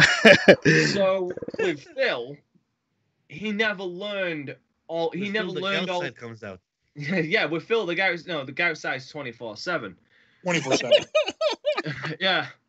Or knowing how dumb Phil was 25/7. Yeah, I mean, look. Where the fuck did that actually come from? Phil is the type of dude. Phil is the type of dude that looks up and down when he crosses the street. He does have some strange quirks, though, like the swaying. Sorry, let me finish this point real quick. So my point is, that's the reason why he says this shit. It might be it might just be for the shock jock horror thing of it, but he's even turned around and said that the shit he said back then he wouldn't say today. That's because he learned social quirks. He learned through no fault of his own and through negatives. He learned the social quirks that you're not meant to say this shit because it may offend somebody, or it's just a badly timed joke, which he never learned before then because he never socialized with people. Mm-hmm. That to me adds more credibility to my belief that he has crippling social anxiety. Go on, GTG, you were saying. Sorry. He might. It's very possible because like a lot of the quirks that he has, right? Like the snorting, the belching, the rocking back and forth. Like not only when he's sitting down, if you notice, not only when he's sitting down does he rock back and forth or front to back, but when he's standing up too. Everybody's seen that. he has. It sounds like someone who has such a problem with being within his own skin. I think that he can't deal with it. It's almost like he's disgusted with himself, and so he tries. Yeah, that's a good thing. Why wouldn't he be? Well, oh no, don't be wrong. I agree with it, but at his core, he can't. That's the reason why he flip-flops on things. That's the reason why he says, "Oh, I never said this," when clearly there's this overwhelming evidence that he does. I don't know if he's just short-term. I don't know if the dude is mentally absent. I don't know what the case is. It's the gin. Well, it might be. He's killed his short-term memory. That's true. And not only that, I guarantee you, he shows up on stream, and I mean on the regular, at least somewhat tipsy. Because when you see him in the morning, he's happy-go-lucky. You can tell he's buzzed. But once the evening comes, things just start to kind of slip. You know what I mean? Like he's starting to come down, and he may not have enough Sprite downstairs, so he doesn't want to drink the gin straight, or whatever the case may be. I know he's come on stream drunk before, or at least buzzed. And if that's what it takes for him to cope, then it just leads to mounting problems moving forward. To me, it's cocaine. It's got to be cocaine. He comes on buzzed, and then halfway through, the calm down happens. No, I actually think because he talked about is the caffeine. Caffeine doesn't help either. Well, I mean, he talked about it recently where he in the morning, like he used to drink a lot of coffee, but since he got sick or whatever had happened, that's the debatable. Like he hasn't been drinking that much coffee, so maybe that also plays a part. But mostly, I think it is the gin that ultimately fucks him over. I'll did you really think that Phil have the balls to go out to get cocaine? Because it ain't something you can order online. Cat's his dealer. Wait, why do you think Cat's there? She's his dealer. That's an interesting theory. Sure. That is an interesting theory, actually. I mean, she has the criminal record. And she kind of looks like someone who does it. Hey, hold on. What is her criminal record? I thought like someone who does meth. What is her criminal record? Because I thought she just had a broken entry. No, she's got a broken face instead. Yeah, dude. I mean, hey, don't look a GeForce in the mouth, dude. And the fundamental issues with Cat, that right there is just a whole cornucopia of bullshit. That's like, Phil, do you just go after vulnerable people? Yeah, is that crazy? Attracts crazy. Yes. I think he cheated on Liana with Cat. I do too. Oh yeah. I do too. But then again, that means Panda was definitely cheating on him. But we all know that. I mean, come on. Yeah, I mean, look, it's like I told you in the last conversation. What kind of a woman would feel passion and like love for this deal when he sees his naked heaving form coming at her in the bedroom? I mean, come on. That's true. Who the fuck? Come on. Hey, I like to say, your man have no idea what he lost out on because she grew up to be a beautiful girl. Like, she looked like she matured a lot now that she's away from him. I don't think that she would have grew into the blossom that she is now if she would have stayed with DSP. Jackal, stop waxing poetry. You're bad at it. Yeah, Daddy's little girl grew up. Oh, no, excellent point. How old was she when they started talking? Not dating, talking. 16, I believe. Some people say 7. Hold on, but some people say 17. Yeah, 16 I thought like the Lord the Lord I was that she was 17, but about to turn 18 in a couple of months. Yeah, she was 17. Whoa. So she was 17. Okay. Again, that's why I always turn around and said that people turn around and say Jim the chat saying kids. No, DSP's been grooming kids for years. Look at Panda and look at his audience. Hey, you all for shit for saying 12. Wheelchair symbol. She was disabled. She was disabled when he started grooming her. Oh God. Oh Jesus. Just a second, I'll be right back. Yes, sir. He's not coming back. To the person that's drawing these pictures, man, I would like to invite him to the show one day. He was the one.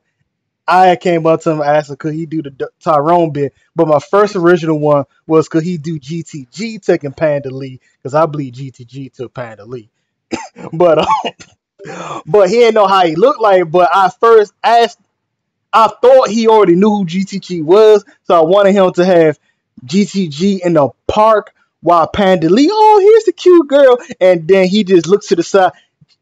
Dave, I'm about to take your bitch. But since he already started on a human being, I'm like, yeah, just do Tyrone. You know what? I want to ask you guys something.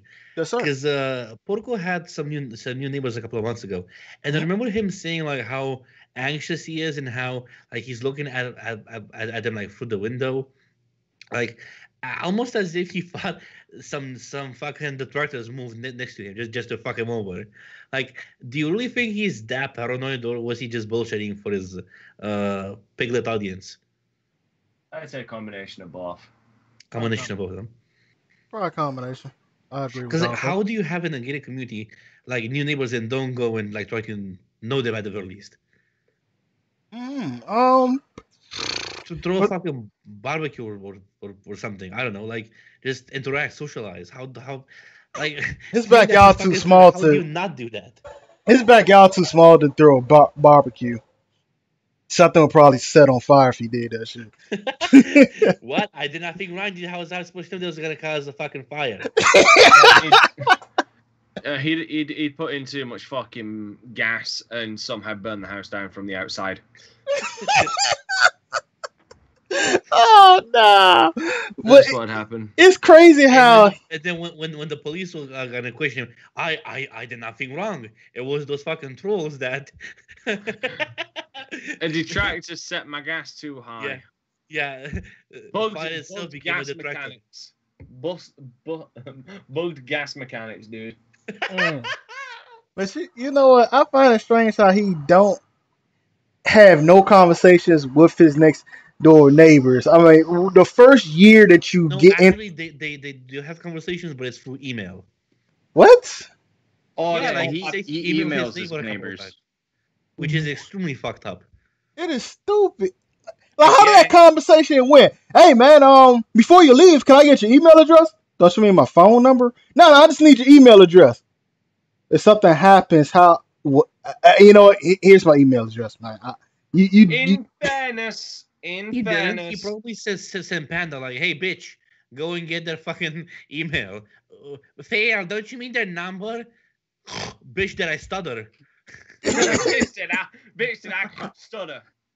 Oh, and this one more thing is, how did he walk out the barber shop with his hairline that fucked up? Did he just say, fuck it, I don't want to cut my whole hair off because if my hairline was that fucked up, hey, fuck that. You gonna just cut all this shit off. I think it's because he's genetically linked to Piplup. No, I think it's because like he wanted his hair like his life completely uneven.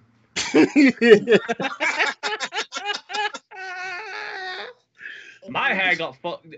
Then again, to play devil's advocate, it might also be a fucking case of what happened to me where the barber was completely inexperienced and fucked it all up. Because I get undercuts for my fucking hair. And no, but like actually, if you look at Porco's like pictures, even from when he was younger, he still had that receding hairline, that fucked up hairline. So that's a constant in his life. I'm sure he'll blame his parents for that as well. I mean, well, of course. I mean, look, he got gals from his aunt. He got that shitty bat from his dad, and plus, he didn't get his Wolverine toy from those fucking stupid idiots. Of course, everything is their fault. You know, the only creature, let's just say that, I think Porco ever loved was Bunny. Nah, it's himself. Yeah, no. He doesn't care about anybody else. It's the money.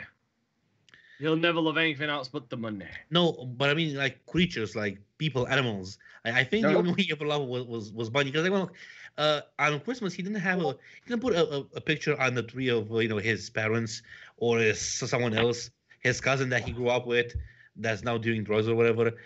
He put out a picture of Bunny, of his pet Bunny from when he was young, which is like fine, but not his parents. No, I mean, if it wasn't for his dad, his toilet would still be fucked up right now, because there would have been anyone to fix it. To be fair, people tend to love their animals more than anything. I mean, I've already told my mother if it's between her and the dog, I'm carrying the dog out of the house if it's on fire. What is wrong with you? Getting out first. The dog is priority. Wow. Wow, I thought I was a disgusting human being. Jesus. Oh shit. Dude, Jackal, how long have you known me? Have you not realized that sometimes I can be the most wretched human being? Hey, at the very least, you're not porco.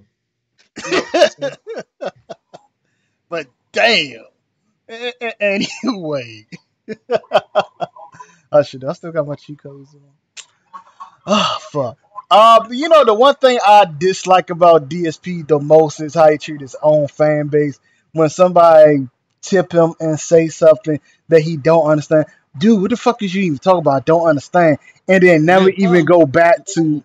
Yeah, Lil Pump, who is that? I don't know what you guys are talking about. I don't know that. Like gout. Tevin, who? I don't know what that is. Oh, also, he's such a fucking retard. Like, someone tipped him with the name Gout, whatever. He wanted to beat him in talking about gout. And he's like, this stupid fucking detractor wanted to beat me in talking about gout, but I'm not going to talk about it. Because I only had, he starts to talk about gout. And the detractor essentially got what he wanted. But Phil's such a fucking moron, he didn't even realize that what he was doing. And he does that all the time. He gets baited into the easiest shit. And he keeps falling for it for some reason. Maybe because he's trying to explain it away. Maybe because he legitimately doesn't know. Oh I mean, I just remember we were having a conversation about how he inherited the shittiest parts from his parents. Actually, yeah, because I think Jackal said or something. Yeah, he did say that he inherited his shitty hair from his mom. So, yeah. So there you go. Well, then again, like him running around saying he's Italian and he's not. I wanted to point this out. Thank you for reminding me. So at one point, because I remember, because I was watching Taiwan restreaming him, someone asked him like, "How do you know you were Italian? Like, what percentage are you? Did you take the 23andMe test, or did you take something else? Ancestry? Like, what was it? What? DNA test? I don't know what that is." But what? I'm like, yeah, are you serious? But I'm like, Porco, but then how the fuck do you know you're Italian? Oh, because he walked into every Italian store saying "Babidi Boopy" until someone responded. No, but I seriously, if you have no idea what the fuck a DNA test is, or like what 23andMe is, or like ancestry, like how does he know he's Italian? That's a good question. Because he loves Italian food, dude. That's all he talks about. Shit. That was one of the first things he said when he's gonna take Kat back to Connecticut. Oh man, I can't wait for the food, man. Oh, I'm gonna take her to all the places I took my ex-girlfriend, my friends, the place where I went to school, my old hanging grounds. Real pizza. Fuck 'em. The food is what it's out. Oh my god. I like to know, how do you blame your family member for gout? That ain't something that you inherit from a family member. Well, yes, it is, dude. They were bug genetical mechanics, dude. Whoever designed this fucking stupid game didn't know what the fuck he was doing. Motherfucker, that ain't a game. That's life. No. I mean, look, it's hard enough for me, right? For me, to play this fucking life game with hooves, dude. When everyone has hands. So I'm just given all these fucking things to do, man. As I have shitty hair, I have post-nasal drip snort, my back is fucked up, which I still don't believe him on the back thing. I think he just said he has a shitty back. So one, people like he won't have to carry shit around, and two, to go with John Rambo on these various tournaments, because I mean he can't drive. He needs someone to drive in there, dude. So if you remember, there was a time where they were going to tournaments, and he went there with John because John was the one that he drove there with him. Yeah. So maybe that's why he said he has a shitty back. If he had a bad back, and I think I've mentioned this before as well, if he had a bad back, then I do believe that he did have a back issue at one point, and it got false diagnosed as one thing. And then when he started getting better, he had it re-diagnosed, and they found out that it wasn't what they originally diagnosed it as. And he still kept up the fucking charade for a long time. I mean, look, even if he had a herniated disc. I'm not even talking about herniated disc. I'm just talking. No, yeah, but I'm just saying if. So even if he had that, that's not that complicated to fucking get rid of it and to fix, because my fucking English teacher, he had that and he basically took a fucking surgery and he had it like a really kind of a shitty version of that from what I understood, and he was back in like a month and a half and he was pretty fucking happy with how the operation got. So I mean, what I'm trying to say is that he never really tried to get a second opinion or just try to go into surgery. He said that, oh no, I can't surgery, dude, it's way too risky. But he was bullshitting. I think he relished in the fact that he had or he led people to believe he has a back injury, so he won't have to do shit. Yeah, just be a lazy fucking pig. Lair said I was just talking hypotheticals. I honestly think he was bullshitting. I was just talking hypotheticals. That's all. Well, even if he had a back injury, he's not doing the right way to fix it. I mean, he does no exercise. He does no dieting. His posture he's just running. Oh my god! Yeah, he said. Anyway. I remember now. He said that if the doctors told him that if he jogs, his back will start to hurt or something like that. Yeah, I mean, there's options. Like, use yoga. It's great for bad backs. Trust me, I've wrenched my back more than a few times. Yeah, DDP yoga. Yeah, I mean, there's that one video that DDP yoga has that is just amazing. Dude was a paratrooper vet and just could not walk at all. And then, like, 2 years later, dude's fucking doing a 40-yard sprint. The dude's also fucking standing on his fucking head doing the diamond cutter sign as well. Yeah, it's crazy. And he lost like what was it, like 150 pounds, 200 pounds or something? That. God damn. Dude, he rehabilitated Jake Roberts and fucking Scott Hall as well. Yeah.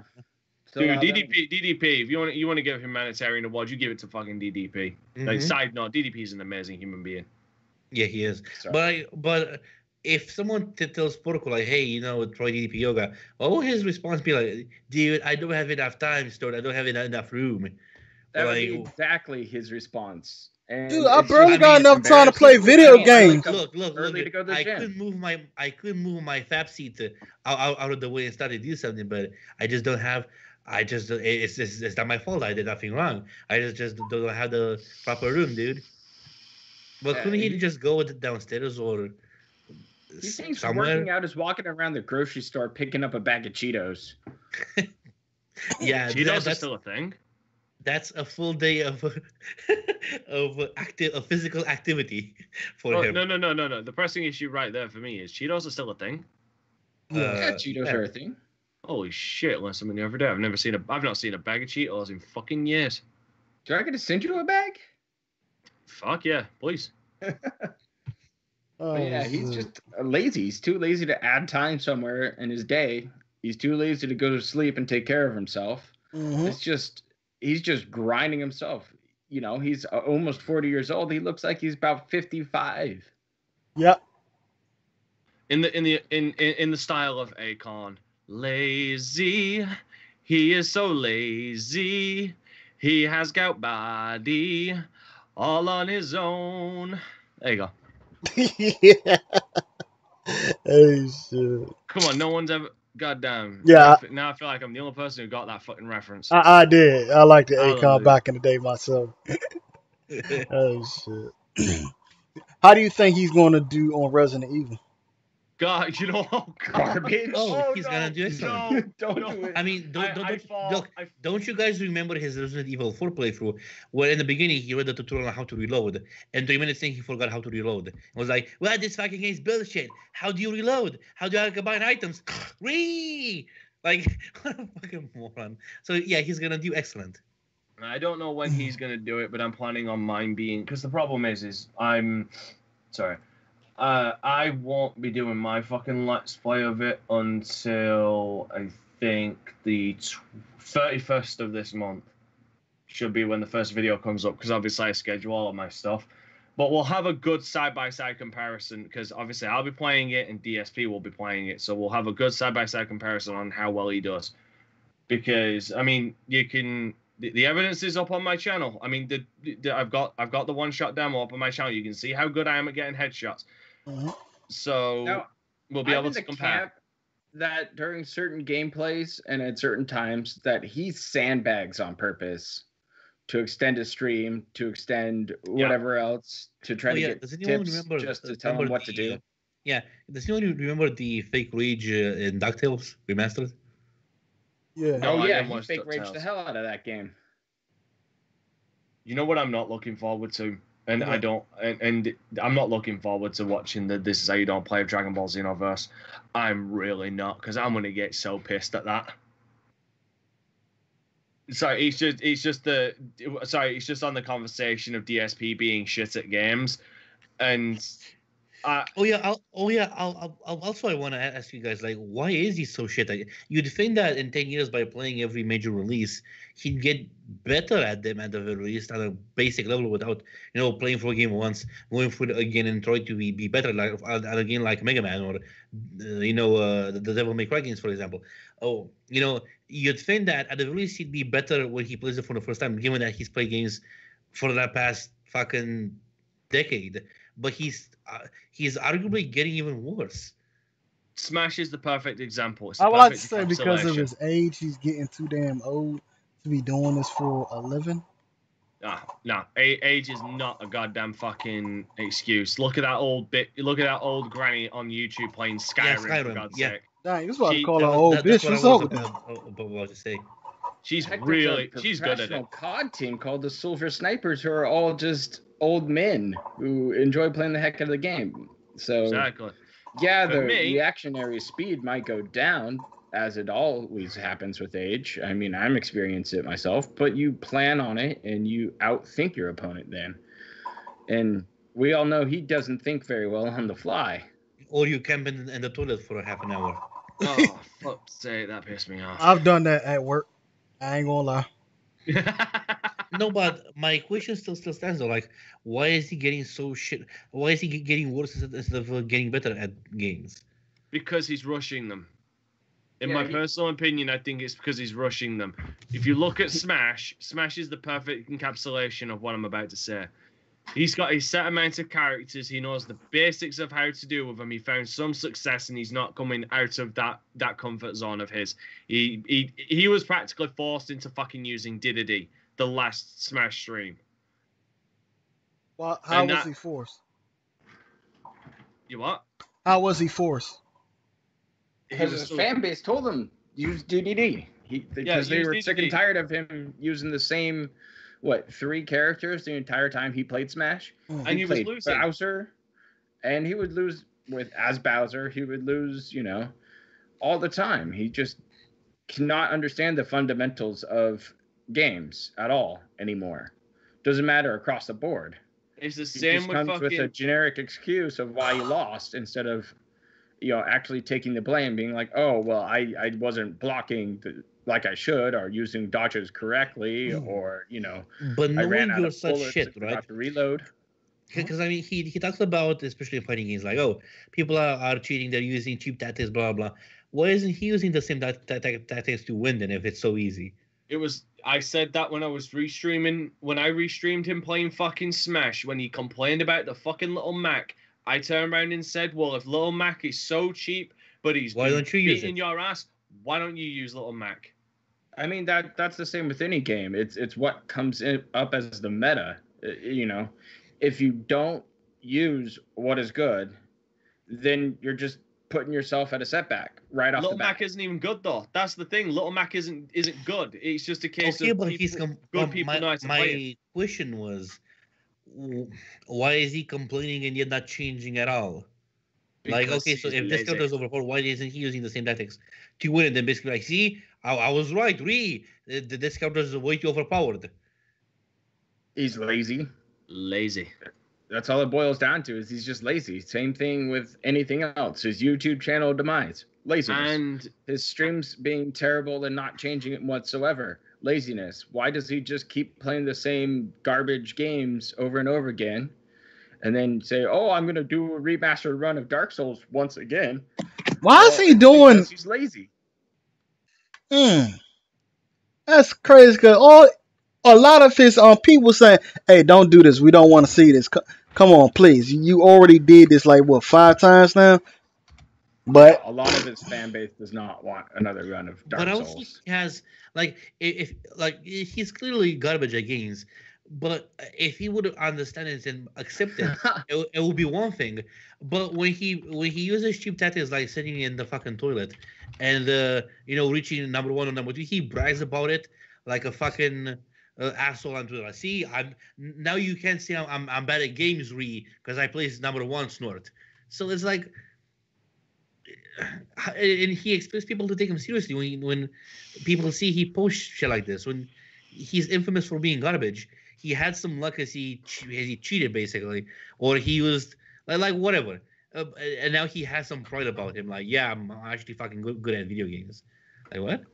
Because I mean, you have that infamous clip of him saying like, "I think I would do pretty good at a game show like that."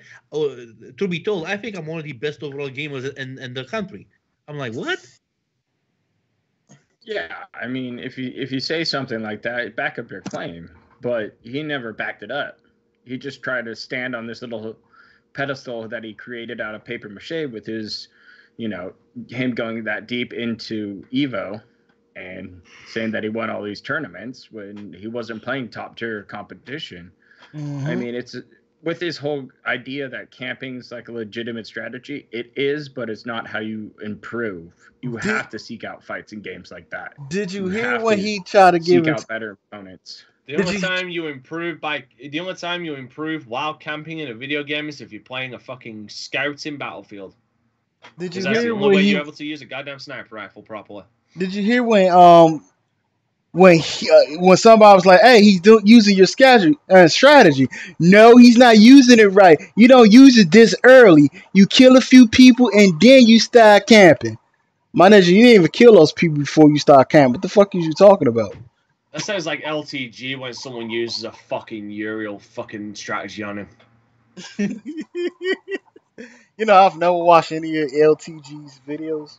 Ever. Dude, it's rinse repeat. Gets his ass whooped. Fucking, he goes to the goddamn PlayStation home screen because he's such a bitch-made cunt that he can't stand watching himself get the L, and then he rage quits when he gets the full L at the end. That's sad. Despite the fact that he doesn't realize that they still get his points, and the fact that he's got multiple accounts, because I do believe in Street Fighter, if you rage quit out of enough matches, they suspend your account for a short period of time. Oh, profile, sorry. Do you think Phil would ever start charging people 100 like LTG does in order for him to start playing the game? Yeah, he is. If he do, I would love to start watching his videos more often to see his downfall. Because I don't think nobody's going to do that in order for him to play the game. He already is. He's doing the fucking $200 a stream goal or a day goal. But he's still playing the game at least though. Holding it hostage by saying that if I don't get this money, it puts everything in danger. He's already doing it. Now he switched away from those $200 goals. Those are gone. He just has a total tips count now. And as far as I know, currently he is down to 681 subs now. When on his current leaderboard it sits at 980. So he's trying to dodge the fact right now that he is down another 300 subs.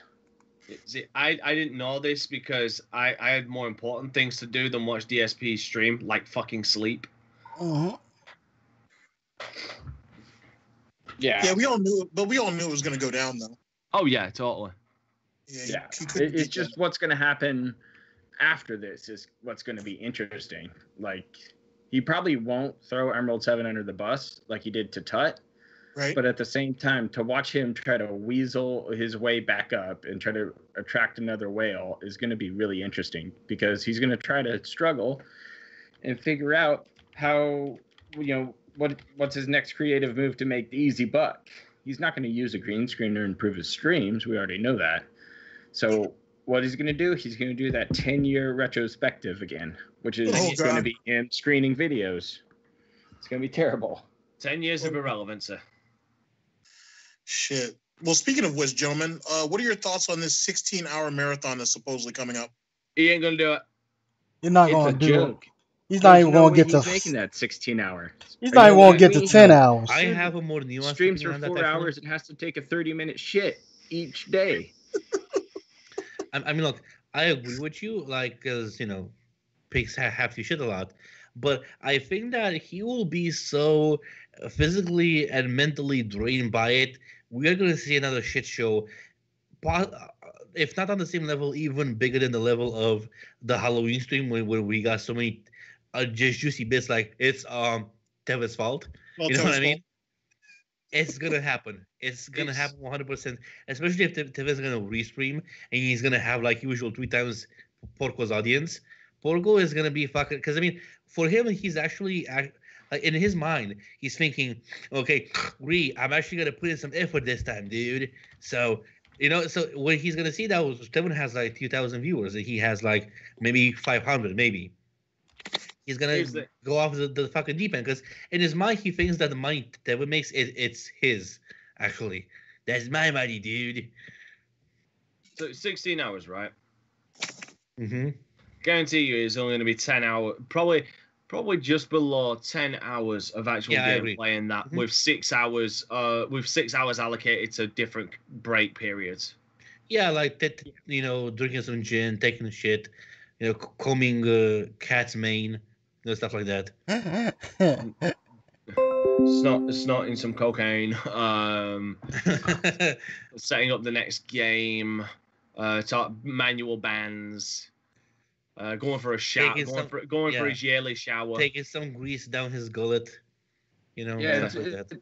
He operates really funny. Like he gets on stream and he starts talking in his chat, and then he goes, "Okay, guys, hold on, I got to go to the bathroom and shower."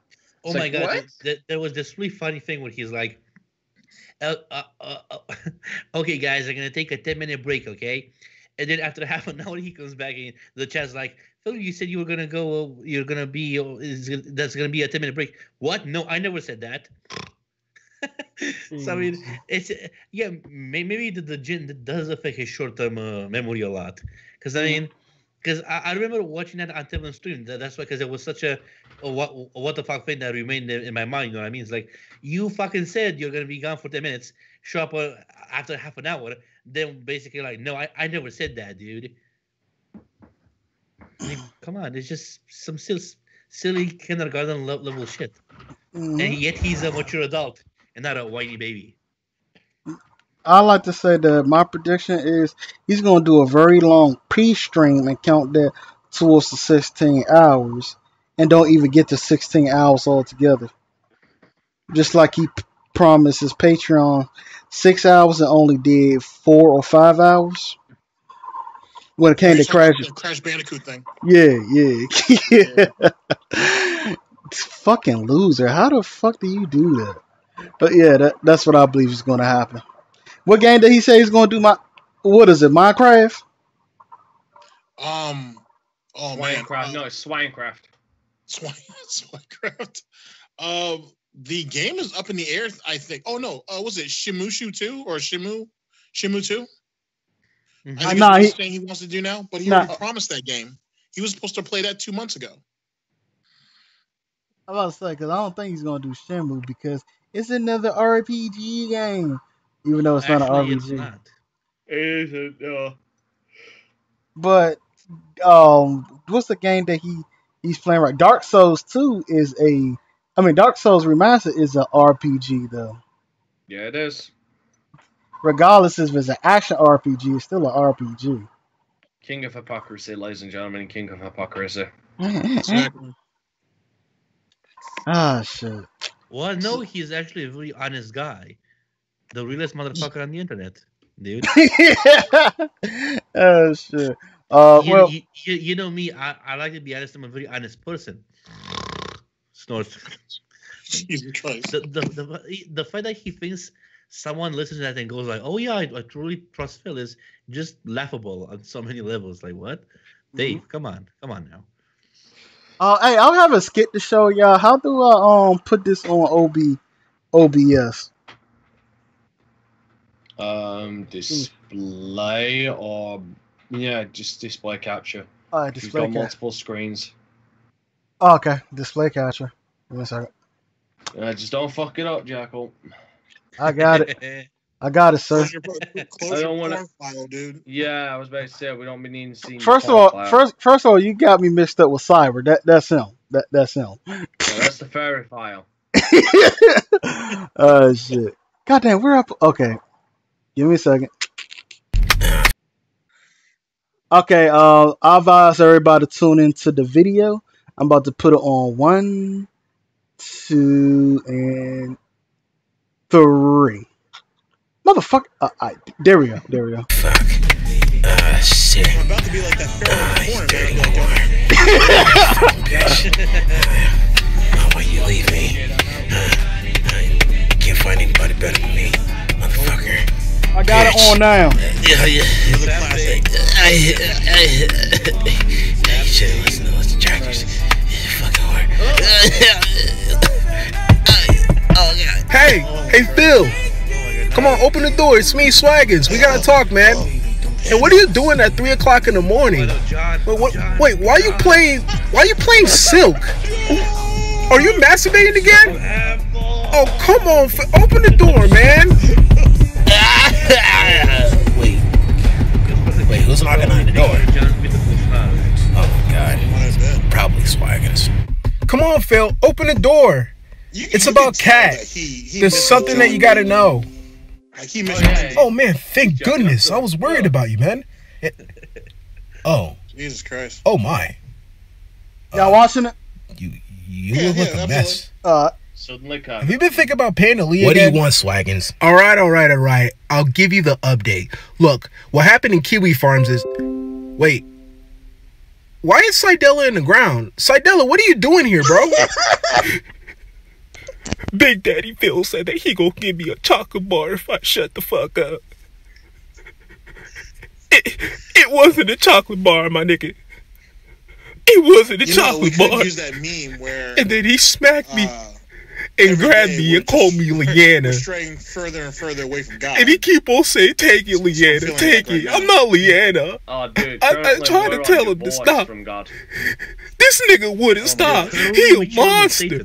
I wouldn't worry about him if I were you. Look, you said there's something about Cat in Kiwi Farms? Yeah, about that. Alright, so here's the update. A few moments later. This I have to ask this question while this is unbelievable. This is a sin. This is blasphemy. That you feel oh my that god. Help him. The evidence is right here.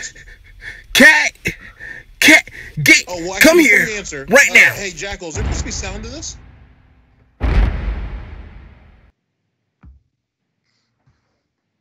I'm gonna take that as a no. No, there is sound. I can hear it. I've got the stream unmuted. Oh, okay, gotcha. Oh, yeah, you're right. Oh, there's sound. You have to look at the string. Okay, no, you're good. All right. You're good. But yeah, if you could fix one thing about Dave to help make him more profitable, entertaining, something, what would it be, gentlemen? Be a completely different person with a mental ability and not be a giant fuck up.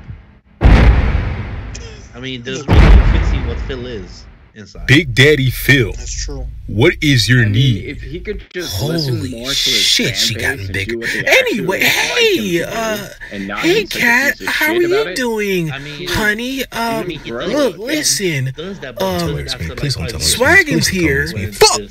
Informed me that there's some more information about you in Kiwi Farms. Apparently, you have a police report about breaking and entering an apartment. I just want to know, have a confirmation if that was true. I love you, Phil. Can you go to your room real quick? Nigga, oh hell no! Come on, Phil. Phil, you're not gonna let me go through this shit, man. She's gonna whoop my ass. Well, damn. I see how it is. Cat, look, man. I mean, girl. Look, girl. I know we have our differences in the past, but that was the past, man. That was the past. Even though that was a couple of minutes ago, man. Look, that was the past. I changed.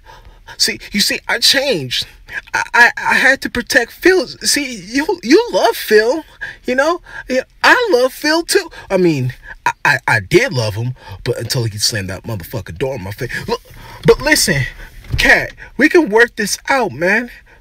Girl, we can work this out. Like you and me, we like peanut butter and jelly. You know what I'm saying? Look, we can create a YouTube channel like Cat. And Cat and Swaggins. Cat got swag. Look, that's gonna be the YouTube name. That's gonna be the YouTube channel name. And we can call out all the detractors for Phil. Look, it's gonna be great. It's gonna be great, Cat. It's gonna be Alexa, play song 69. Oh, we're gonna listen to Tekashi 69? I love that guy. He's wait. That don't sound like Tekashi. Cat, what is this, Cat? Fucked up, little nigga. Get that ass over here. Oh, hell no. Cat, you don't want to do this. Come on, Cat. Psydella, do something, man. Help me with this shit. Whoa. Hold the fuck up. Hey, cut the music, man. Oh my God, Psydella, you actually saved my life and my virginity. Oh, the fuck up, nigga. Swaggins, did you not just see what happened to me 10 minutes ago? Nigga, I was getting fucking dick down, funky down, by fucking Phil. And you nigga, I literally told you what happened. And you literally brushed that shit off and went back to fucking Cat. Do you know how disrespectful? No. Oh, and now you want me to help you. You want me to fucking help you. Nigga, I am 130 pounds soaking wet. I'm on a fucking wheel. Nigga, I can't even stand. I've been sitting like this all day. I've been sitting like this all fucking day. You think I can fuck this nigga up? You think I can help you? Huh? Bruh, I am 5'9", 130 pounds, soaking wet. Nigga. Oh my God, bro! I swear to fucking God, if I'm not physically disabled, I will beat the shit. Ooh! I'm sick of you, Swaggins. I'm sick of you. Every fucking time I come to the stream, I get fucking disrespected. Like you, I'm tired. I'm fucking tired, man. I'm tired. You know what? I hope Cat does every fucking thing that Phil did to me 10 minutes ago. As a matter of fact, did you not see my text messages? Nigga, I fucking called you 15 times. 15 times. And you didn't call back. You didn't see shit. Fuck you, Swaggins. Fuck you. Fuck you all. Alexa, press play. Wait, what? Come here. It's Cat time. It's Cat time. Phil! Somebody help! Motherfucker. Turn around. Motherfucker. Wait, it's Cat time. Is that a... Oh, yeah. How did you even have...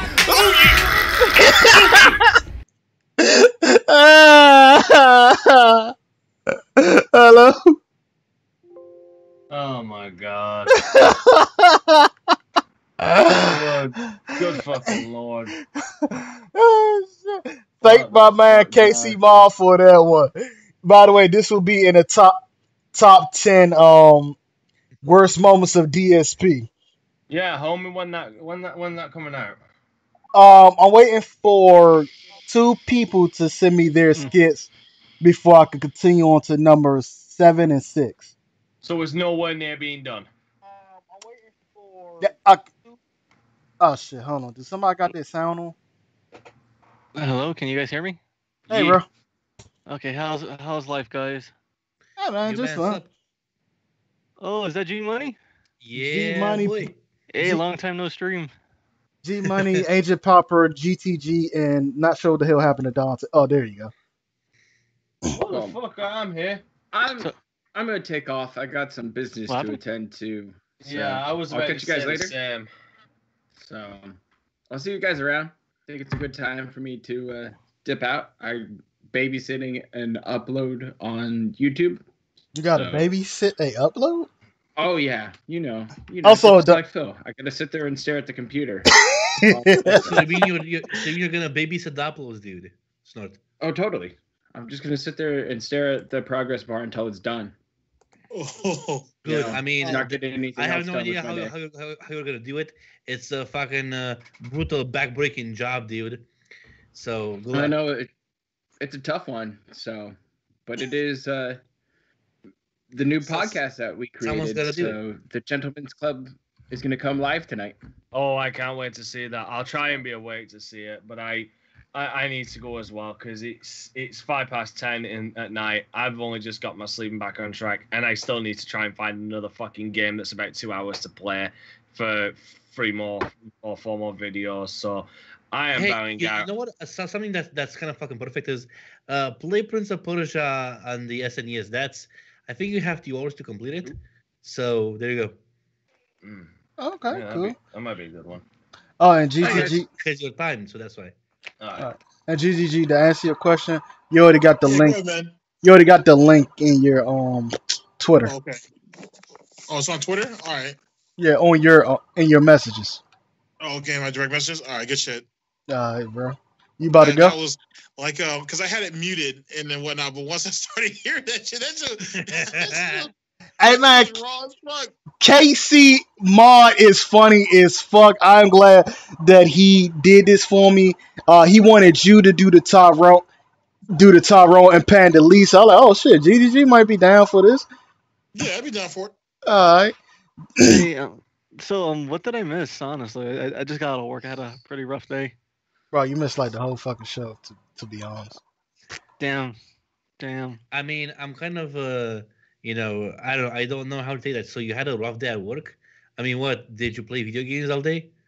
No, a customer yelled at me because I didn't want to return something she stole. Oh man!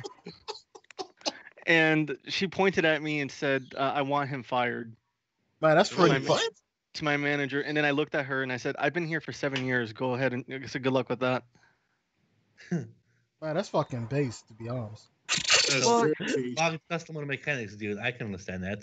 Well, it is what it is. Like, basically, what surprised me? All the customers in the store looked at that lady and said, "This is the nicest guy ever, and you want him fired? So do you want everyone else fired who catches you slipping?"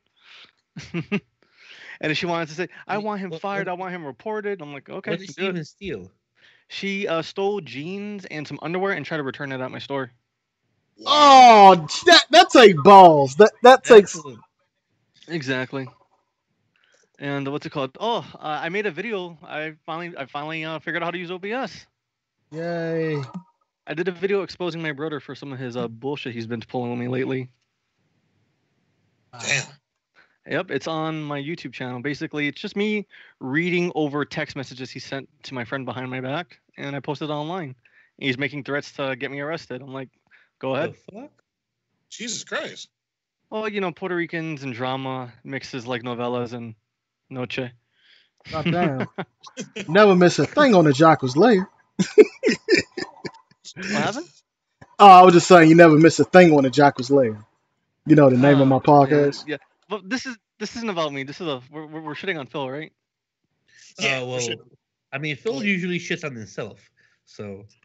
I'm sorry. I'm bringing some Connecticut drama, some real Connecticut drama. I'm bringing that real shit. Oh, did you hear about how he shitted on Machinima since I guess they went under finally? I got so mad when I was reading that on the bus. I'm like, are you kidding me? This thing, Machinima kept you afloat for 6 years. Mm-hmm. 6 years. Anyway, they kept him afloat, and then this guy can never be positive about anything. Like when freaking Super Best Friends split up, he was saying, "Well, you know, all they did was make fun of me, but hey, I wish them the best of luck, even though they made fun of me." Like, what a fucking piece of shit. Yeah, he didn't need to add that last part at all. No, he didn't. But that's Dave though. That's gout logic. Oh, and since he's coming to Connecticut sometime soon. Actually, I was planning on doing something with a friend. Like we were gonna like print out like posters of his O face and just like lay him around the airport. Bro, if you do that, he's going to the nice airport. He's going to Bradley International. If you do that, DSP's a big ball of shot caller. If you do that, could you please live stream that? We all have to see. GTG, you gotta cover that, bro. What should I? If I have the day off though, but like I don't know how I'm gonna do it though. I can put them out. You know what I mean? But I guess like, what do you guys like? I don't know. Like, do you know DSP's like neighborhood or the area in which he has his condo or the area where his parents live? I believe his condo, yes. But you could post those pictures like wanted, and with his old face out front the neighborhood. That would be really funny. Yeah, I'm gonna show Cat my old fucking grounds. Yeah, like also the first thing he said was the Italian food's gonna be awesome. Not my friends when I went to school, blah blah blah. And the food is where it's at, Cat. Fuck the rest. Oh yeah, I expect a gout flare up for that, man. But I don't know. I'm still thinking if I should do this or not. Like, is that harassment, guys? No. I would do it in a heartbeat. Again, though, like, if he's going to, like, he has to go to that. There's like 2 good airports in Connecticut, and I'm thinking he's going to Bradley International because in his old vlogs, that's the one he always uses, right? Yeah. And it's a bus ride for me. Make some Man, if posters. you do that, it would be so fucking fun. I'll promote it as much as possible, as much as I can. It's gonna be so fucking cool. Like, well, the thing is, though, I need to make sure Phil is tweeting that he's going. You know what I mean? Mm-hmm. Like, you know, that he's like, oh, I'm on the plane and all that, and I'll be. Oh, he will. I'll be right there. You know, just to be. I don't know. See, actually, that makes a really good point because you guys saw the last. I don't know. It might have been 2 Snorpino videos ago where he was like, "Oh, people can't track plane tickets. People can't track hotel stays, this, that, and the third," which already leads me to believe that he's paranoid. So who knows when he actually is going to tweet all that out? True, because when what's it called? When Kat left the first time, right, going to visit, like what was it called? He tweeted like hours after she already flew away. Right, exactly. So, either way, I can make him and just lay him around. Oh, actually, you know what? How about we support our local streamer? They call me DSP Gaming. Just put that poster of his face. Just put it right there like this. Like, oh, you know, because for some reason there's always a freaking cork board at an airport. I don't know why.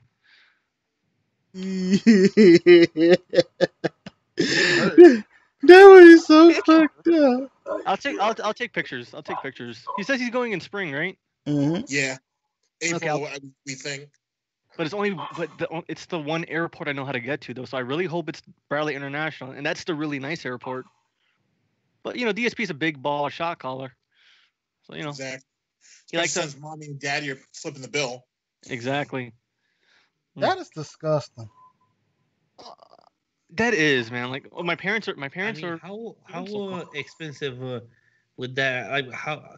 Because like I was thinking, like, how much money do they have to like throw down? Because it can't be that cheap to transport like a horse, you know, throughout the country, especially by plane. Couple of thousand for the hotel stay and everything, right? Get that imported hay, get them oats. Exactly. If they're lucky, I mean, hopefully, if they're smart, they're going to try to get a hotel in. Smart. So not wait and see. I say a couple thousand though. We think he's gonna go. You think he's not gonna do a local motel? He's gonna do like the Marriott or something nice. Yeah, he's gonna do something nice, for sure. Cool. Either way, though, like I'm not gonna like legit harass him. I'm just gonna, you know, post. I'll just put something out there. I'll put something out there in public. Like, we don't miss you. Yeah, just Dude, what if you actually meet? Look, what if you actually meet Phil by coincidence? What are you gonna do? I'll just be like, hey, Phil, man, I'm a big fan. I've been following you since 2009, buddy. You helped me and my dad beat Resident Evil 5. Can I get a picture? And if he says yes, I'm going to take a picture of him and be like, with like, with a straight face, like, I got him. We got him. And then after I post a picture, I'm going to be like this, hey, you remember me? You remember blocking me on Twitter for calling you up for being a racist? Remember getting me suspended? I remember. Cyber remembers. Cyber remembers. He will piss himself, bro. I would make a segment of that exclusively just on the channel. And you know what? I will work on it. I will try. You know, with my luck, hopefully it'll happen. You know what I mean? Like, you want to talk shit behind my back after. Honestly, I would go like, hey, Phil, whatever doing for me. Do you want to have a conversation? Like, just talk, because I have a lot of questions that I want to ask him. Of course, I don't think I would get a genuine answer, but I'd just ask him a lot of things. Because I mean, it would be also interesting to see how he would react. Should I put should I just live stream it off my phone? Oh, fuck yeah! Like, just be like, oh, hey Phil. By the way, how's Cat doing? Did you know about Subaru, man? Did you know about this? Apparently everyone knows. No. How's Panda Lee doing? Is she still having her spasms? She still have. Oh yeah. Did you ever find her pills? Is she still? Cat is Cat gonna be left on the road somewhere? Oh my god. Like, oh, buddy, I can do like, how's the gout?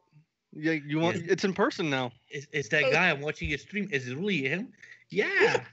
Or better yet, I could just tell him, hey, buddy, egg gang. Exactly. AEG Almighty Egg Gang. What up? Big ups.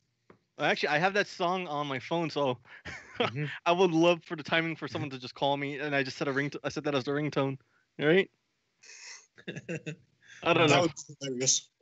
But again, Connecticut is my big parts of Connecticut are my playground, but like that's my area. I know my hood. I know all my good stuff. So you're part of the African nation. No, I am Hispanic. I am part of the What a racist shit is this? I am part of the. The police. I'm part of the We Cool crowd. You know what I mean? Like I'm Puerto Rican.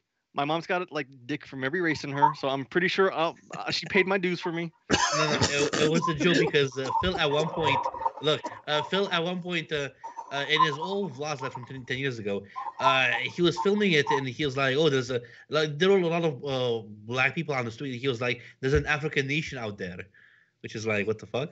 Actually, you know what the thing is? Connecticut is surprisingly very Hispanic based. You know what I mean? Well, then why does Phil fear the black dudes so much? I don't know. You know what? Oh, I'm sorry, I didn't mean to cut you off. Go ahead, man. No, go ahead. Like, what's it called? My cat just scratched me. That's all. Ouch. She wants to play. No. I was saying, does anybody remember? I'm not sure if any of you. I'm sure it's in an old Tevin video somewhere. But Panda Lee had an old vlog where she was complaining about a lot of the reggaeton and everything that was being played in her neighborhood. Does anybody remember that at all? I think I heard about something like that. She was saying like, what back in time was that oh no, it wasn't a back in time. It was the Panda Lee vlogs that Tevin was. Yeah, going it was. through. Let's endure Panda Lee's vlogs. Let's endure Panda. Yes.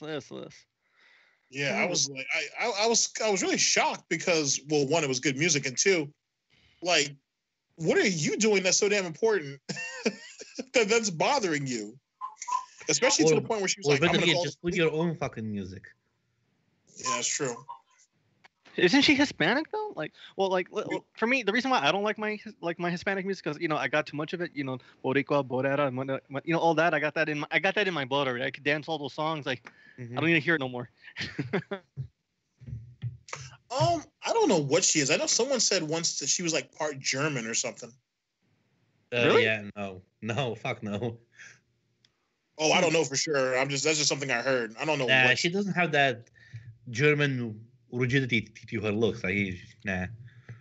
So what do you think she is? I mean, what do you think her makeup is? I have no idea. I thought she was honestly, just white. I don't give a fuck. So that's true. I don't care. Well, in the vlogs, I heard people speaking Spanish, so I want to say maybe Puerto Rican. You know what I mean?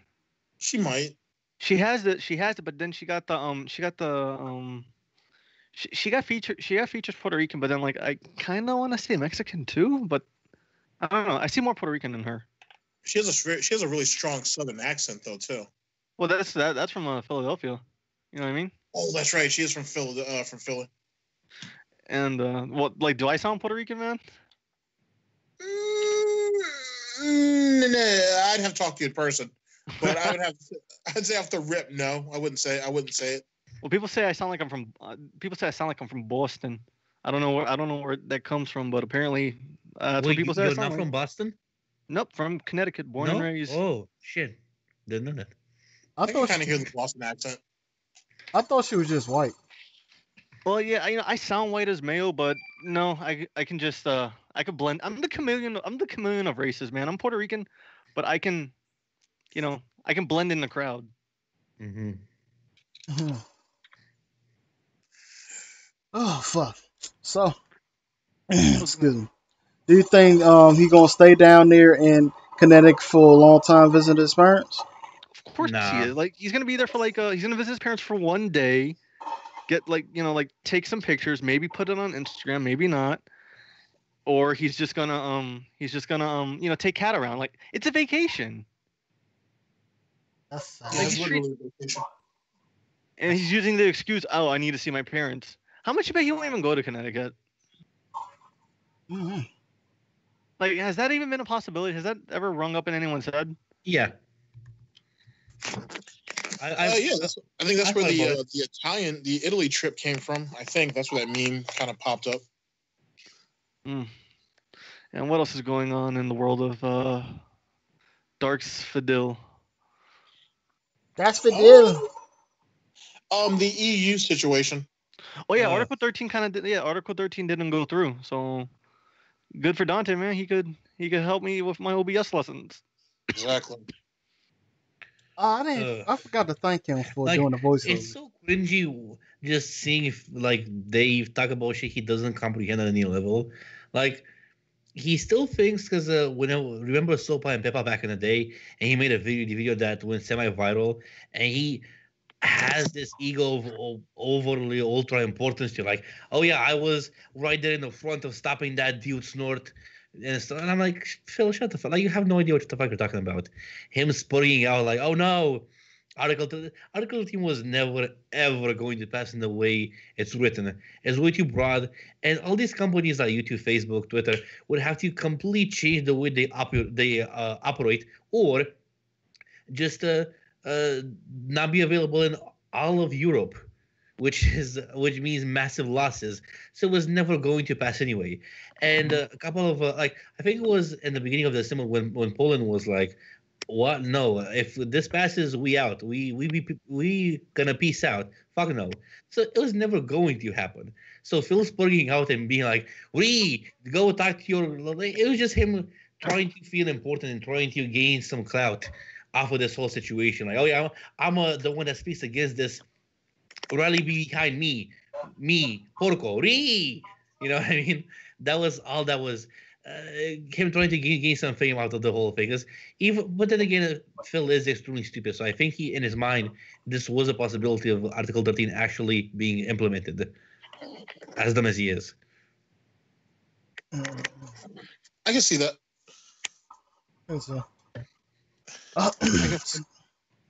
I can fundamentally see that. The whole Article 13 thing with me is just like, you told your fans, I'm not going to go vote. But then this whole Article 13 thing is, you guys got to vote. Talk to your representative. You guys got to get moving. Well, you guys got to do this. Here's the thing. I agree with you. Phil is on some complete bullshit when it comes to that. They're a complete hypocrite. The thing where he said like he's not going to vote. Look, personally, I very rarely vote, but I do that because of another reason. To me personally, if I'm not given the opportunity or a candidate that is more inclined with my beliefs, I'm not going to vote for either one. It's like going into a store, wanting to get the specific item, not finding it, but being forced to choose between two things I don't want or I don't want to associate with. So I just don't vote. But here's the thing, I don't tell people don't vote. I don't go and be like, oh, fucking Ninja told people to vote. Well, don't do it. You know what I mean? So the fact that he did that is complete bullshit. He's a complete hypocrite. But again, that's Dave. What did you expect? Exactly. That's my answer. Is like, what did you expect about it? Like, yeah, don't vote, guys. I never vote. Oh, go and vote now because this might affect me. It's just terrible. It is. I was gonna say, trying to remember. Oh, sorry. Again, work is still like I'm still thinking about that. What that lady said to me. So GTG, what is your next video? Next video is probably, well, actually, to be honest with you, I'm working on my next Gout and Wine, which will be going over either the emergency video, which is when he aired out Panda Lee, or I'm thinking about one. Yeah, that is a sweet one. Or I'm gonna go over the whole Machinima process, the whole Machinima saga, basically from the time he got fired up until when he made the video talking about what really happened, which, as you know, that's going to be ridiculously long. Those are the two major projects I'm working on right now, to be honest with you. Nice, nice. Yeah, so that should work out. I want to try to make sure that the timeline is, I mean, if I can't draw it all out, at least have it established. And you'll get to see a lot of the contradictions that he had in between. So, because he looked like shit when he was dropped from Machinima. But was that when Panda Lee broke up with him too? Was that around the time Panda Lee broke, or was that after? That was after. Or no, Panda Lee broke up with him after that. Oh, okay. Yeah, she broke up with him after that. So I'm gonna give you the lead up to when I'm gonna give you basically the lead up to when he got fired, and then what happened afterwards. So it'll basically dispel a lot of the rumors that goes on in his fan base about, oh, they fired him out of nowhere. No, it was a slow burn. He was putting himself in position because that's when Apocalypse happened the first time around. Thank you, Monday Matt. And he did nothing to improve his content after. No, that. he didn't. He didn't put a nest egg. No. Look, the thing that happened there was is these fucking mentally ill trolls who fucked him over. He did nothing wrong. As usual. I did nothing wrong, dude. Nothing wrong, okay. Give me your money. I need that money, I really do. Need that money. Pay my bills. And now that I have you here, G Money, so everybody else can kind of hear this. If he didn't get dropped from Machinima when he did, how much longer do you think they would have held on to him for? Because I'm actually surprised. Because I mean, look, even when he got dropped, we've already kind of entered an era where the MCNs are pretty much obsolete. Where only a couple of people have them, and it's not even for protection anymore because everyone has the same contract ad rates. Yeah, and an MCN right now is only useful if you want to sell merchandise. They make it easier, even though it's already pretty easy to begin with. All you have to do is work a bit at it. And find yourself some sponsors. That's what they do, and you give them a cut of your income. A lot of people don't really see the point of them, as we saw, even most recently with Maximilian. He opted to go solo, which is the right thing to do in this day and age. Maybe things will change. Maybe now we'll have to see. But it's basically pretty fair the way it is right now, because people that had MCNs were given a lot of advantages over people that didn't. And Dave was the one that was someone that profited from that a lot. Because remember, he used to put the Nintendo videos, and he was able to monetize them. He never got copyright claims because he was a big boss at Machinima. He was a managed partner, so he had all of these different perks that right now he doesn't admit. He's like, yeah, fuck Machinima, which is a very evil, disgusting pig roach thing to do. Because again, he profited off of those perks for a really long time, and yeah, I mean, if he didn't got dropped at that point, he would have gotten dropped eventually. It was inevitable because his views. I mean, he barely makes 800,000 views per month. What? Yeah, so that's basically it. Seems fair. Yeah, right side. Oh, I wanted to say, GTG, I'm kind of gonna be stealing your shtick for a little bit. I hope you don't mind. No, not at all. Basically, I commissioned my art friend to draw my Cyber the Wolf character behind the desk. That should be good. I'm looking forward to that. It's basically because of the whole entire. I don't mean to do this, but my brother's basically turning into a lolcow, so I'm just gonna hop on making fun of him about it. Not making fun of him, I don't know. I can send you guys this video if you guys want. You guys check it out on your own free time. Oh, sure. Check it out. I really should have used the text to speech. I should not have read this stuff. Why wouldn't you read it out loud? No, I read. You seen the text messages, right? Yeah. I sent about my brother. Well, this is one. These aren't those messages. This is about what's it called? About a friend. I'm doing 3 acts exposing my brother to his bullshit he's been pulling. Mhm. Act 1 is how he treated my friend. Act 2 is how he treats my family. Act 3 is how he treated me. Oh, okay, gotcha. Well, he's calling my store, harassing me. Like, he basically claimed to be me on Facebook, started harassing my friends online. So then I said, you know what? You want to attack? I'm gonna attack back. Right? And the thing is, I have production value to me, though. I'm using good music. I'm using what's it called? The songs from You guys ever saw Evangelion? Yeah. I heard of him. I'm using the Neon Evangelion music, but in 8-bit, so my videos can't be copyright struck because it's an 8-bit remix. They still will.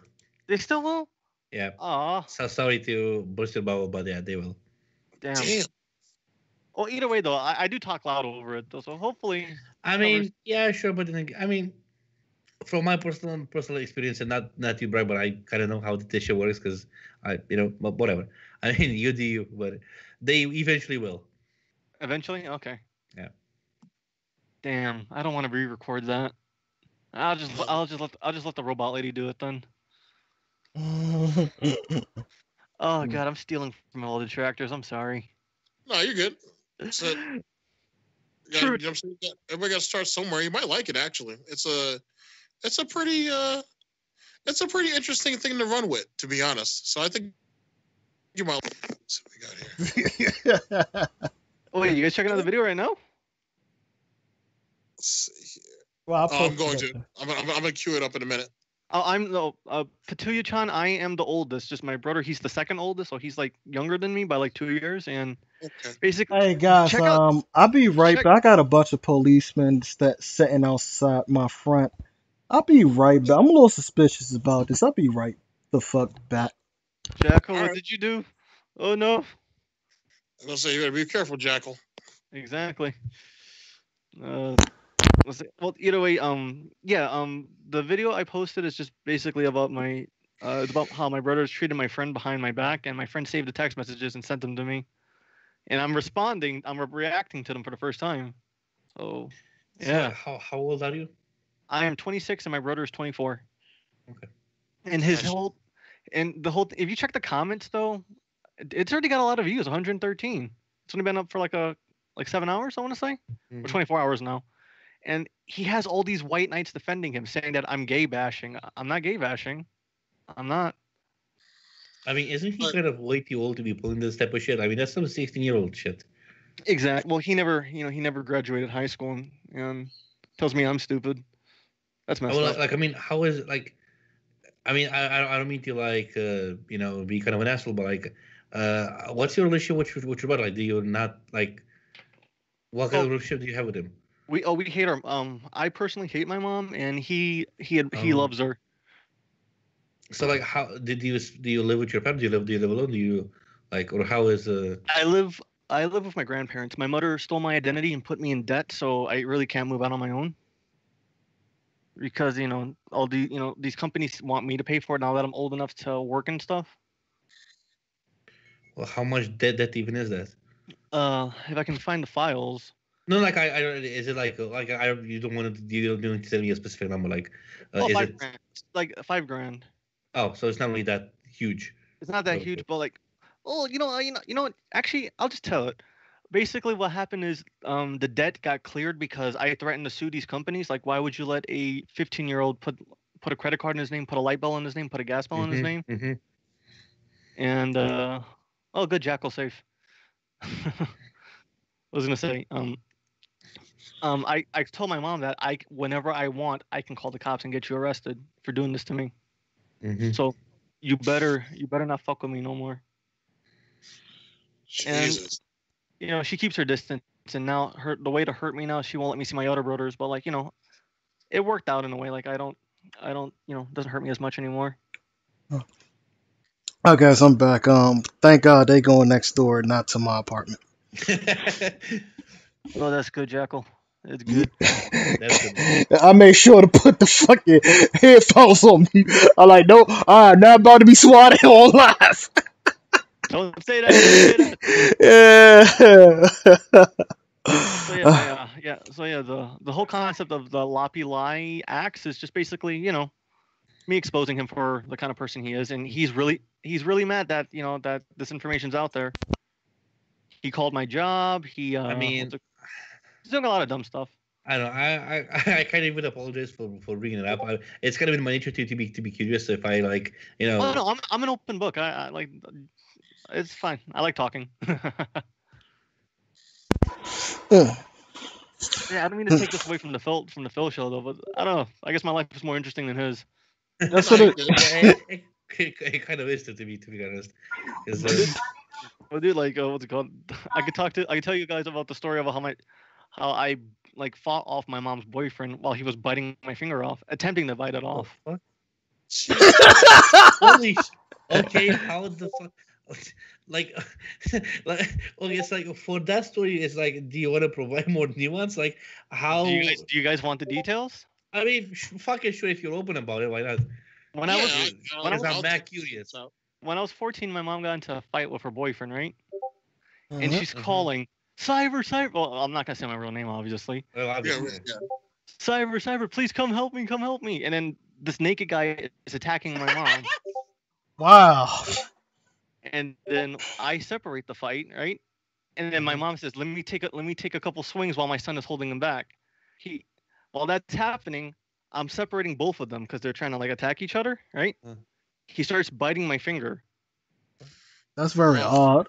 And then what's it called? My reaction was to let go of my mom and then start wailing on him. And basically, my little brother brought a boot and then started hitting him in the face with it. And then while he's biting my finger, I'm pulling him to the kitchen and I grab a frying pan and I whack him in the face, give him the cocotazo. What made him just grab your hand and start biting your finger like that? That's just odd. My hand was in his face, pushing him away from my mom. Well, so like your mommy and your dad are like separated, or like what happened with that? Oh, they've been separated. My dad left me with my mom, so It's. So, do you have any relationship with your dad right now, or? Oh yeah, like we're good. Like he says he didn't know how to raise a son, and he thought my mom. Yeah, because like I'm sorry, because like I know I'm being kind of an asshole, but like I'm curious to like hear about other people's like life story, because I'm kind of in the same boat. Like my dad like left me and my mom when I was like two years old, so so I'm kind of interested to see how other people like dealt with that kind of a thing. So. Well, I was forced to grow up at a young age. I had to take care of my brother and my sister. And also, my mother, I had to. I had to be the adult, which is kind of sad. So that was the reason why you basically have this relationship with your mom. The fact that she used your name. The hatred is from just years of abuse. Beating me, locking me in rooms. One time she tied me to a doorknob and let her friends beat me up. But that's because she's a Latin king, and apparently that's how like she jumped me into that gang or something. But I don't believe that's true. That's not how it works, right? You can't force an 8-year-old to be a gang member. I should not have mentioned this, huh? No, I will say that. I wouldn't say that. I respect how honest you are, to be honest. Yeah, you don't find too many people like that. It depends, I guess, on the set. It was her room. I was tied to a doorknob, and two random guys. She's like, "These are your uncles now," and I'm like, "What?" And then boom, boom, boom, boom. Oh, There's blackout stories. I don't remember them, but my brother remembers what I did, and he says it's the most scariest thing he's ever seen. Where I basically flip out, attack. I don't remember attacking my mother, but apparently it's there. Oh wow. Oh, you might. Yeah. Oh, that's a hard one. But again, I don't fuck with that shit though. You know what I mean? Yeah. You just wanna definitely keep out of that, because once you get, it's really hard to get out. So you basically said that she also like doesn't let you see your brothers and sisters. So like, are they living with her right now, or she doesn't Like, what's the situation? There's a 10-year-old and a 6-year-old living with her. My sister, who is 17, lives with her boyfriend. Like, you know, she couldn't deal living with her anymore. And what's it called? My mother says that, well, I want that child support check. That the reason you were born is because I want that child support money. So the money that your father sends me, it's still going in my name. So fuck you, and you're not getting that. So my sister is basically fighting her. Like, you know, I told my sister, you know, keep fighting because eventually she's gonna have to pay all that money. Yep. Yeah. Because I'm just gonna say, like, my concern is, I mean, she clearly isn't fit to raise the other kids. So, I mean, couldn't you like? I've called child services. I've brought them evidence, and you know what they tell me? You can't. The kids need to say something. Even though I have pictures of the kids sleeping on the floor, the room being a mess, drugs in the house. Like, sorry, no, we can't. If the kids say something, then we can do something. And I'm like, I even had my therapist talk to them. It's fucked up, man. Like, the child services system is terrible in this state. But like, hey, you know, it is what it is. Life goes on. Like, it's just sad. My little brother, 10 years old, and I just see he looks at the world like an adult, and I never wanted that for him. I wanted him to at least have a childhood, something I never had. Yeah, that's kind of the same thing I had with my brother, which. But you know, it's still there though. Like, I try to get him to come with me to these conventions and stuff, and it just lights him up when he sees a black Batman or a Puerto Rican Spider-Man. And he's like, I didn't know Luigi could be black. And I'm like, it's cosplay, man. You can, like, it's like, can I be a black Superman? Like, I will make you a costume. Of course you'll be a black Superman. You guys have a lot of conventions out there in Connecticut? We have TerraCon, Kineticon. We used to have Hartford Comic Con, but that moved to, I don't know where to move to. I'm trying to expand though, because I'm trying to go like Anime Boston and stuff. Nice. That's my big goal for the year, is to get over my fear of leaving the state. Like, I don't know why I say that. I've been to Florida before, but like, you know, I was forced to go to Florida, so I'm planning to go to Pennsylvania. I want to go to too many games. Oh, nice. Oh yeah, that's a really nice one. Yeah, that's where Phil got his stockpile from. Oh yeah. Well, I just want to go because my favorite YouTuber is from Philly. You know what I mean? Who's that? If you don't mind me asking. That is Some Call Me Johnny. Oh yeah. And I was gonna say, you know, he has a great relationship with his brothers, and I'm like, I really wish that was me, but you know, you can't want something someone else has. You have to get what you want. You know what I mean? Yeah, and work for it, you earn it. As much as you can.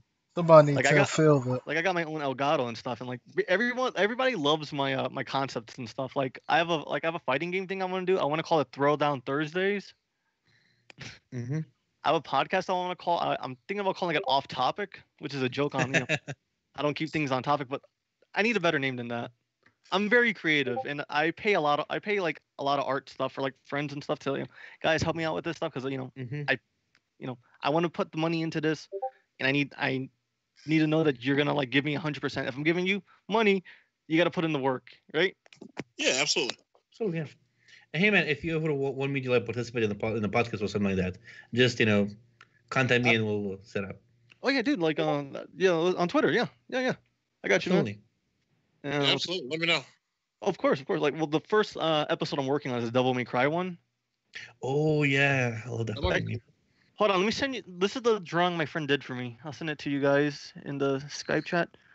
Ooh, I got so many files right here, man. I'm writing a script. Isn't that crazy? What's it for, if you don't mind me asking? It's for a thing I'm doing on Onimusha. Oh my god, I fucking love Onimusha. I just bought the Onimusha Warlords. And holy shit, that game is amazing. It is, dude. It is. And basically, I played it as a kid, but it scared me too much because of the tank controls. Yeah. Because I had no control. So then they did it. They re-released it on the Switch, PS4, and all that, right? And now it's feudal Japan Devil May Cry. It is, yeah. I mean, and if you really look at it, Onimusha is the one that inspired, like, yeah, Devil May Cry, God of War, because it just had that, you know, whole soul collecting system, the weapon upgrade system. It was the first game that actually did that. So it basically paved the way for a whole generation of like action games. Because without it, yeah, you wouldn't have Devil May Cry. Without DLC, you wouldn't have things like Bayonetta, for example. and oh so my on and god, so forth. Bayonetta is amazing. Yeah. Yeah. Well, I believe beat 'em ups evolved into character action games. Exactly. Yeah. Yeah. And now it's getting full circle. It's coming back. Have you the new No More Heroes game? It's basically a beat 'em up. Yeah. And Yeah. we're getting Streets of Rage 4. Mm-hmm. I'm sorry. I'm really passionate about games. No, you're good. And I just posted in the chat. That's the thumbnail my friend did for me. Mm-hmm. It's basically the joke was supposed to be the desk. Everything was all dusty, but this is back in 5 minutes. But Dante suggested change it to back in business, Mm-hmm. and make everything look alive. That was a good touch. Right? I like that. That's good. That's a real good touch. And again, oh my god, I also love the nice touch of the rose, and I think that's Lucifer if I remember correctly. It is Lucifer. Yeah, the rose in his mouth just fucking beautiful. And what's good? I don't know. I still need a better name for this podcast though. But like again, everything is still in the works right now. But the Onimusha one, I'm gonna do that. Like I did this negative video about my brother. I don't want my channel to be nothing about negative stuff. You know what I mean? I mean, not 100% negative. You know what I mean? To be like, well, to keep it like 100% real with you. I think you should just, if you want to do podcasts, if you want to do things like that, I think you should just say fuck it and just open up another channel, because I see you have other content from like fucking years and years ago, which doesn't, or just delete that and start over new. Oh, but I just love that name so much though. You know what I mean? I did make a new channel though, and because my icon, the subwoofer, is that wolf with the speaker in its mouth. Mm-hmm. And what's it called? I did make a new channel called Subwoofer, which is basically for my cosplay. Even though my friend tells me it should be about music, but I can't play an instrument to save my life. Let's count the maraca. Well, I mean, and I think for a podcast, like you could have it. I mean, yeah, sure. Off topic is only a nice one. So you want to focus on one game, like on a series of games, or like what do you want to focus it on? Because I mean, I think a podcast just talking about the various different games in a franchise, like with Mushkin, because Mushkin has the perfect number of games where you have 4 on the PlayStation 2, well actually 5 because you have a fighting game one and a strategy game on the GBA, so it's kind of perfect to talk about for like an hour and a half, kind of like that. Oh yeah. So it could definitely work like that. Only of course, like a name like Off Topic is only suitable for that kind of a thing. Maybe I actually like an after hours kind of podcast. Kind of, maybe. I'm looking into a soundboard, Petunia John. I really am. Like, I've been watching a lot of the Ralph Tour lately, so big ups Gator. Yeah, Gator and Dan are both funny. Did you guys see that? Did you guys follow that whole Tonka fight thing? Yeah, I did. Holy crap, man! Yeah, we talked about it. Yeah, we talked about it. Okay, nothing. I don't need to repeat myself. I don't need to repeat what's been said already. Then. No, you're good. It's always good to hear somebody else's opinion on it. Mm-hmm. I'm just saying that lawsuit's going to be pretty funny. Yeah, I mean, like, it is. Yeah, you can't fuck over people and expect to get away with it. Like, did you think because you're in a wheelchair you get a free pass from that? Oh, so he was already going to fight somebody in a wheelchair? I think that's the thing. He can't use his legs. Oh, he really. Yeah. He has something wrong with him. He has some type of back injury, or he has some type of back injury or condition. Because if you look at some of his old videos of him wrestling, he's taken some serious shots. I'll say that. So a lot of people think he was just a jobber, and jobbers get treated like shit. So there you go on that. They're just there to lose, right? Pretty much. Yeah, pretty much. Yeah. Well, now they're there to lose, and to make the guy that's beating them look really powerful, and thus in turn they have to look like pieces of shit, basically. So they serve two functions.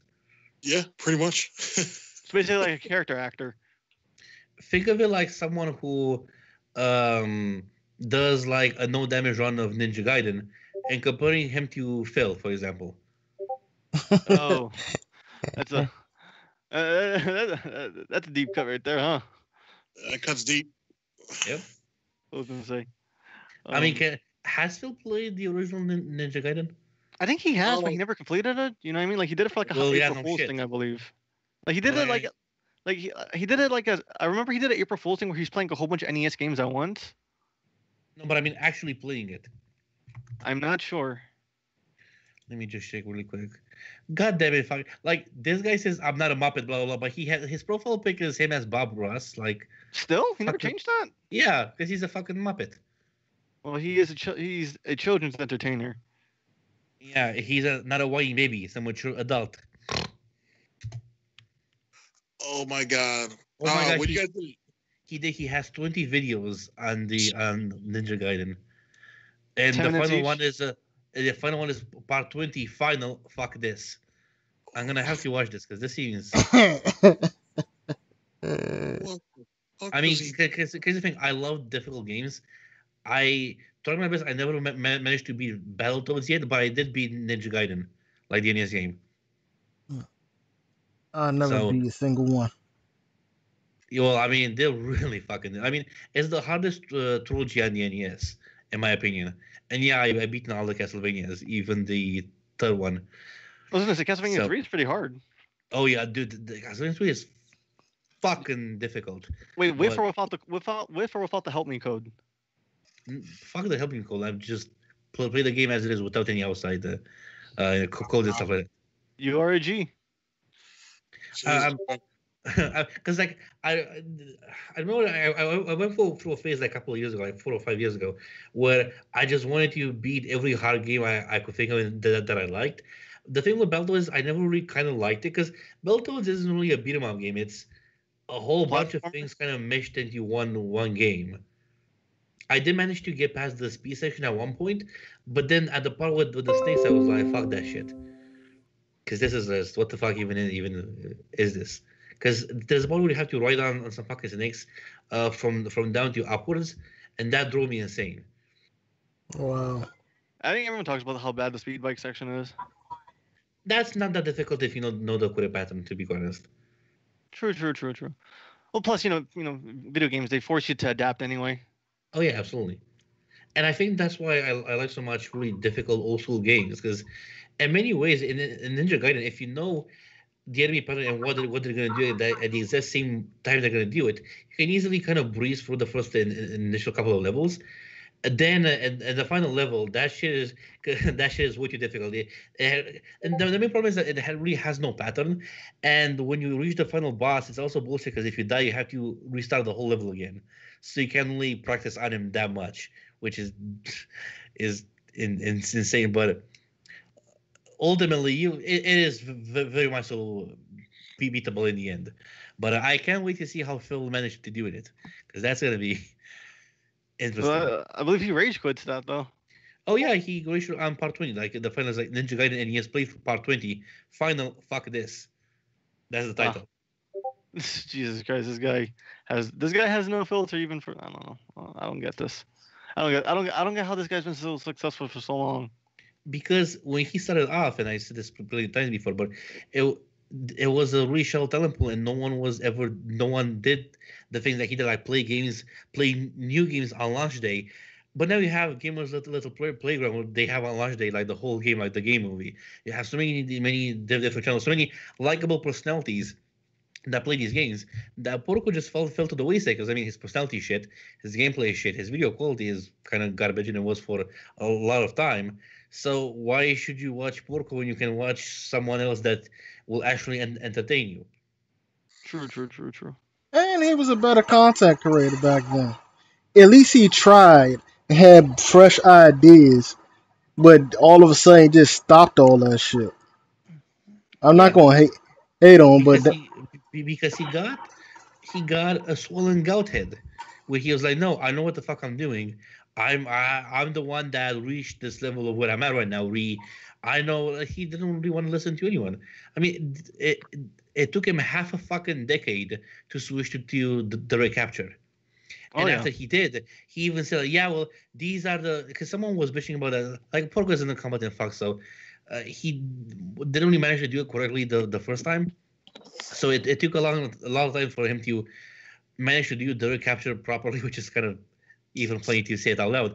But there was some audio problems, and while he was to me, he's like, well, yeah, these are the problems that I told you, and this is why I didn't want to go to the recapture. So he was still bitching, complaining about it for like a couple of months after he switched. So you can never really be right with this guy. He always has to bitch about something. to showcase I was right all along. Even now that he switched to longer videos, he's still complaining about it. Yes, it is. It's Porco. What did you expect? What the? All right, real quick, guys, and then I'm gonna go ahead and bow out for the evening. Yeah. So check this out. So Soldier Boy was on the Breakfast Club. Yeah, he was on the Breakfast Club. So he's on Twitter, and he is like, "I'm the hottest rapper in the game right now." Facts. Ninja ends up popping up under him and says, "Watch the entire Breakfast Club interview / podcast. I learned so much about you, bro. Keep going, keep killing it, and keep being smart." Was that sarcastic? I remember reading that. It might be, but Ninja's. I don't think that was. I think that was. I hope it was a joke, but it doesn't look like it. I don't think it was. Let's see, to all my fans. Let's see here. Cash in on a RAM donated. Holy shit! What happened? No, maybe Ninja was being sincere. Oh wow. Yeah, I think he listens. I mean, it's Ninja, so I wouldn't. Oh my god! Here, hold on a second. Let me see if I can actually put the tweet in the chat real fast. News happens. I'm gonna send it to you from. It's from. It's a Gundams. Oh my god! I love It's a Gundams. Ninja Soldier Boy videos. Yeah, they're funny. All of his videos are great, actually. Yeah, I was rewatching the Momokun one recently. That got a recommendation. Mm-hmm. Have you watched his video yet on Gillette? That got canceled, didn't it? I mean, got copyrighted. I believe so. Well, it should be still up. On what? He did the video on the whole Gillette thing. On the whole what? You said he did it's gonna make a video on the whole controversy with Gillette or yes, yes, did. Yeah, he did a video on that. And I think his most recent video was about the whole thing with Assassin's Creed, where like the company or the publisher apologized for forcing you to be straight. Wait, what? Explain that to me because I have no idea what that is. Here, actually, I'm gonna try to do you one better, my friend. I'm gonna try to do you one better. Oh, Ninja helped Soldier Boy get partnered on Twitch. What the fuck? Oh my god. Yeah, so he was being honest, just like I said. Yep. Okay. I mean, honestly, that doesn't surprise me in the least. I mean, it's Ninja. What did you expect? What I like about Ninja is that he seems like a person who wants to help other people. He seems sincere. That's honest. And granted, though, I understand why he didn't want to. What was it? What was that chick, Anita Sarkeesian? He didn't want to play with her. Nope. Because he didn't want to play with He doesn't want to play with other female streamers or gamers because he feels it's going to affect his relationship with his wife. Yeah, with his wife. I mean, I myself didn't understand. He doesn't want to play with women because out of respect for his wife, which whatever, I take that as granted, whatever. Right. There might be some other reasons, but whatever. He says so. Whatever. Let's just move on and accept it as it is. Ubisoft. I think it's that should be the video in the chat. Upset some fans with Assassin's Creed Odyssey DLC. But this is a video. What's it called? I also been rewatching the videos with Chuchi in it too. He loved that dog. He loved that dog. What, did she get hit by a car? I believe so. And there's nothing he couldn't sue the person or whatever. I don't know. Either way though, did you see the video where someone sent him this beautiful urn to put Chuchi's ashes in? I did. That made me tear up. I did. Jesus Christ. Wait, so I still don't get what the fucking thing is with the Odyssey. Oh, the whole thing with Odyssey is that the character could be in a female relationship, right? And the fans are mad that not the fans, I guess the SJW crowd or the I got no problems with the LGBT community, but supposedly they're complaining that, oh, why are you forcing her to be with a man? Well, if she has to have babies to, continue the legacy that goes into Desmond. Yeah, exactly. Continue the bloodline. The bloodline, exactly. And I'm And like, plus, how you gonna force somebody to be gay? Like, come on, man, shit. Apparently, if you check the comments in that video I posted, like apparently I'm being hated on because I'm calling somebody out. And I don't know, my bro, huh? Oh, did you read those? Yeah, basically, my sister is happy. My sister's in those comments, like telling me that's what my brother deserves, right? Yep. To be exposed, and my brother sends all his white knights. That's sad. My brother has white knights. He can't defend himself with his own words. And they're all saying that I'm bashing on him because he's gay. I'm not bashing on him because he's gay. I'm bashing on him because he's a terrible person. And they're going like, "Oh, this is stuff from like 5 years ago." I got stuff recently where he's threatening to get me arrested because I left his Discord server, right? They can arrest you for leaving a Discord server? Yeah, isn't that weird? Jesus Christ. Well, like, what's it called? And he's claiming he's schizophrenic now, even though, like, I don't know. I guess he really wants to be me. Oh my God. Like, I have schizophrenia, but like I function really well in society. You know what I mean? I work, I help people. I used to work at a homeless shelter, help people. But then I had to stop because, hey, I need to start taking care of myself. Exactly. You did what you could, though. Oh yeah, I got him 3 good jobs, and you know what happened? He made really good money. As soon as he bought something he wanted, he quit it. Yep. And then he starts looking for boyfriends and sugar mamas online. They were mailing him laptops, mailing him clothes. And it's like, you can't live your life this way. And it's like, you don't tell me what to do. I'm like, okay. All right. Then he found a husband, and he's living with them. And what's it called? He's mad at me that I made a really rude joke to him, and he wants to call the cops. I said, he says bye retard. I tell him, okay, good luck with the anal trauma.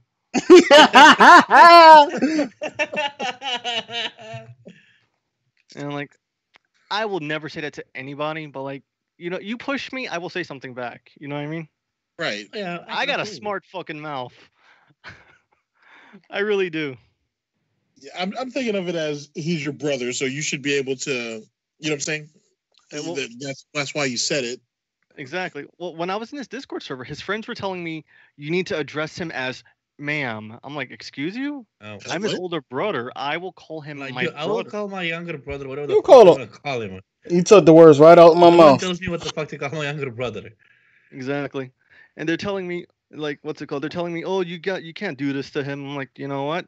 He pretended to be me on Facebook and then talked to my supervisor at my job.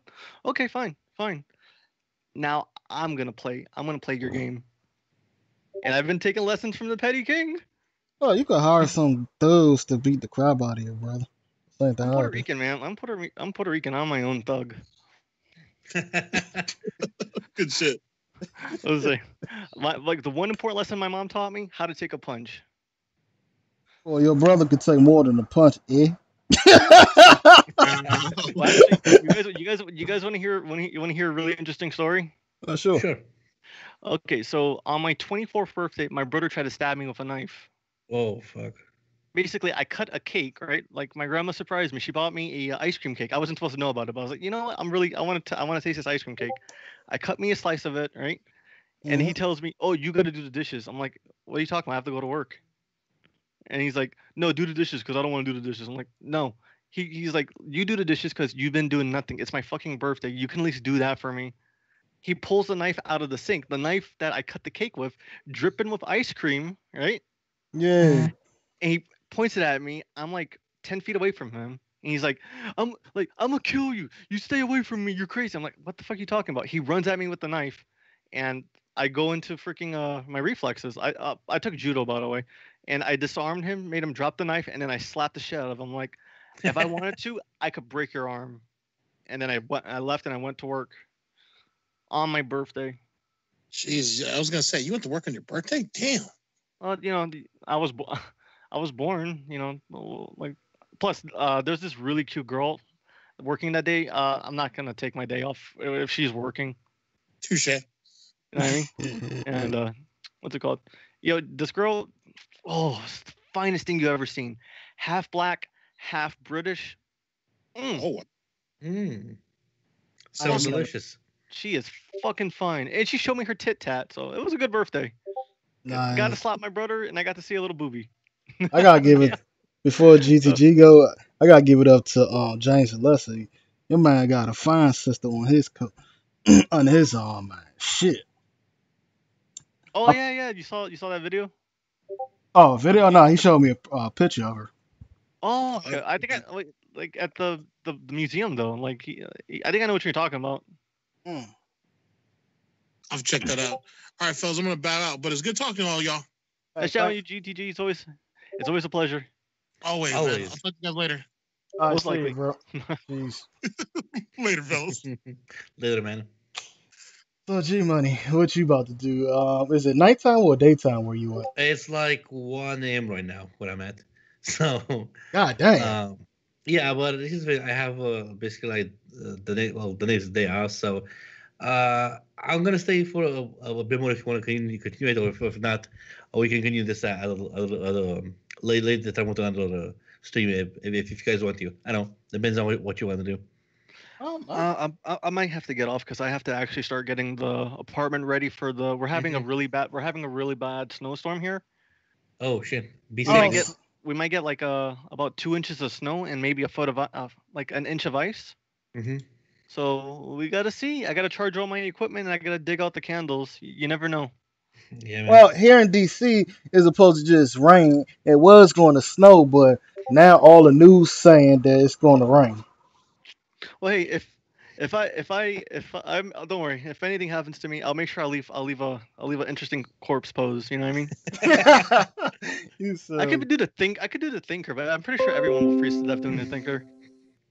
Yeah, I mean here in Vampire Land, it's kind of cold, but it won't snow or anything like that.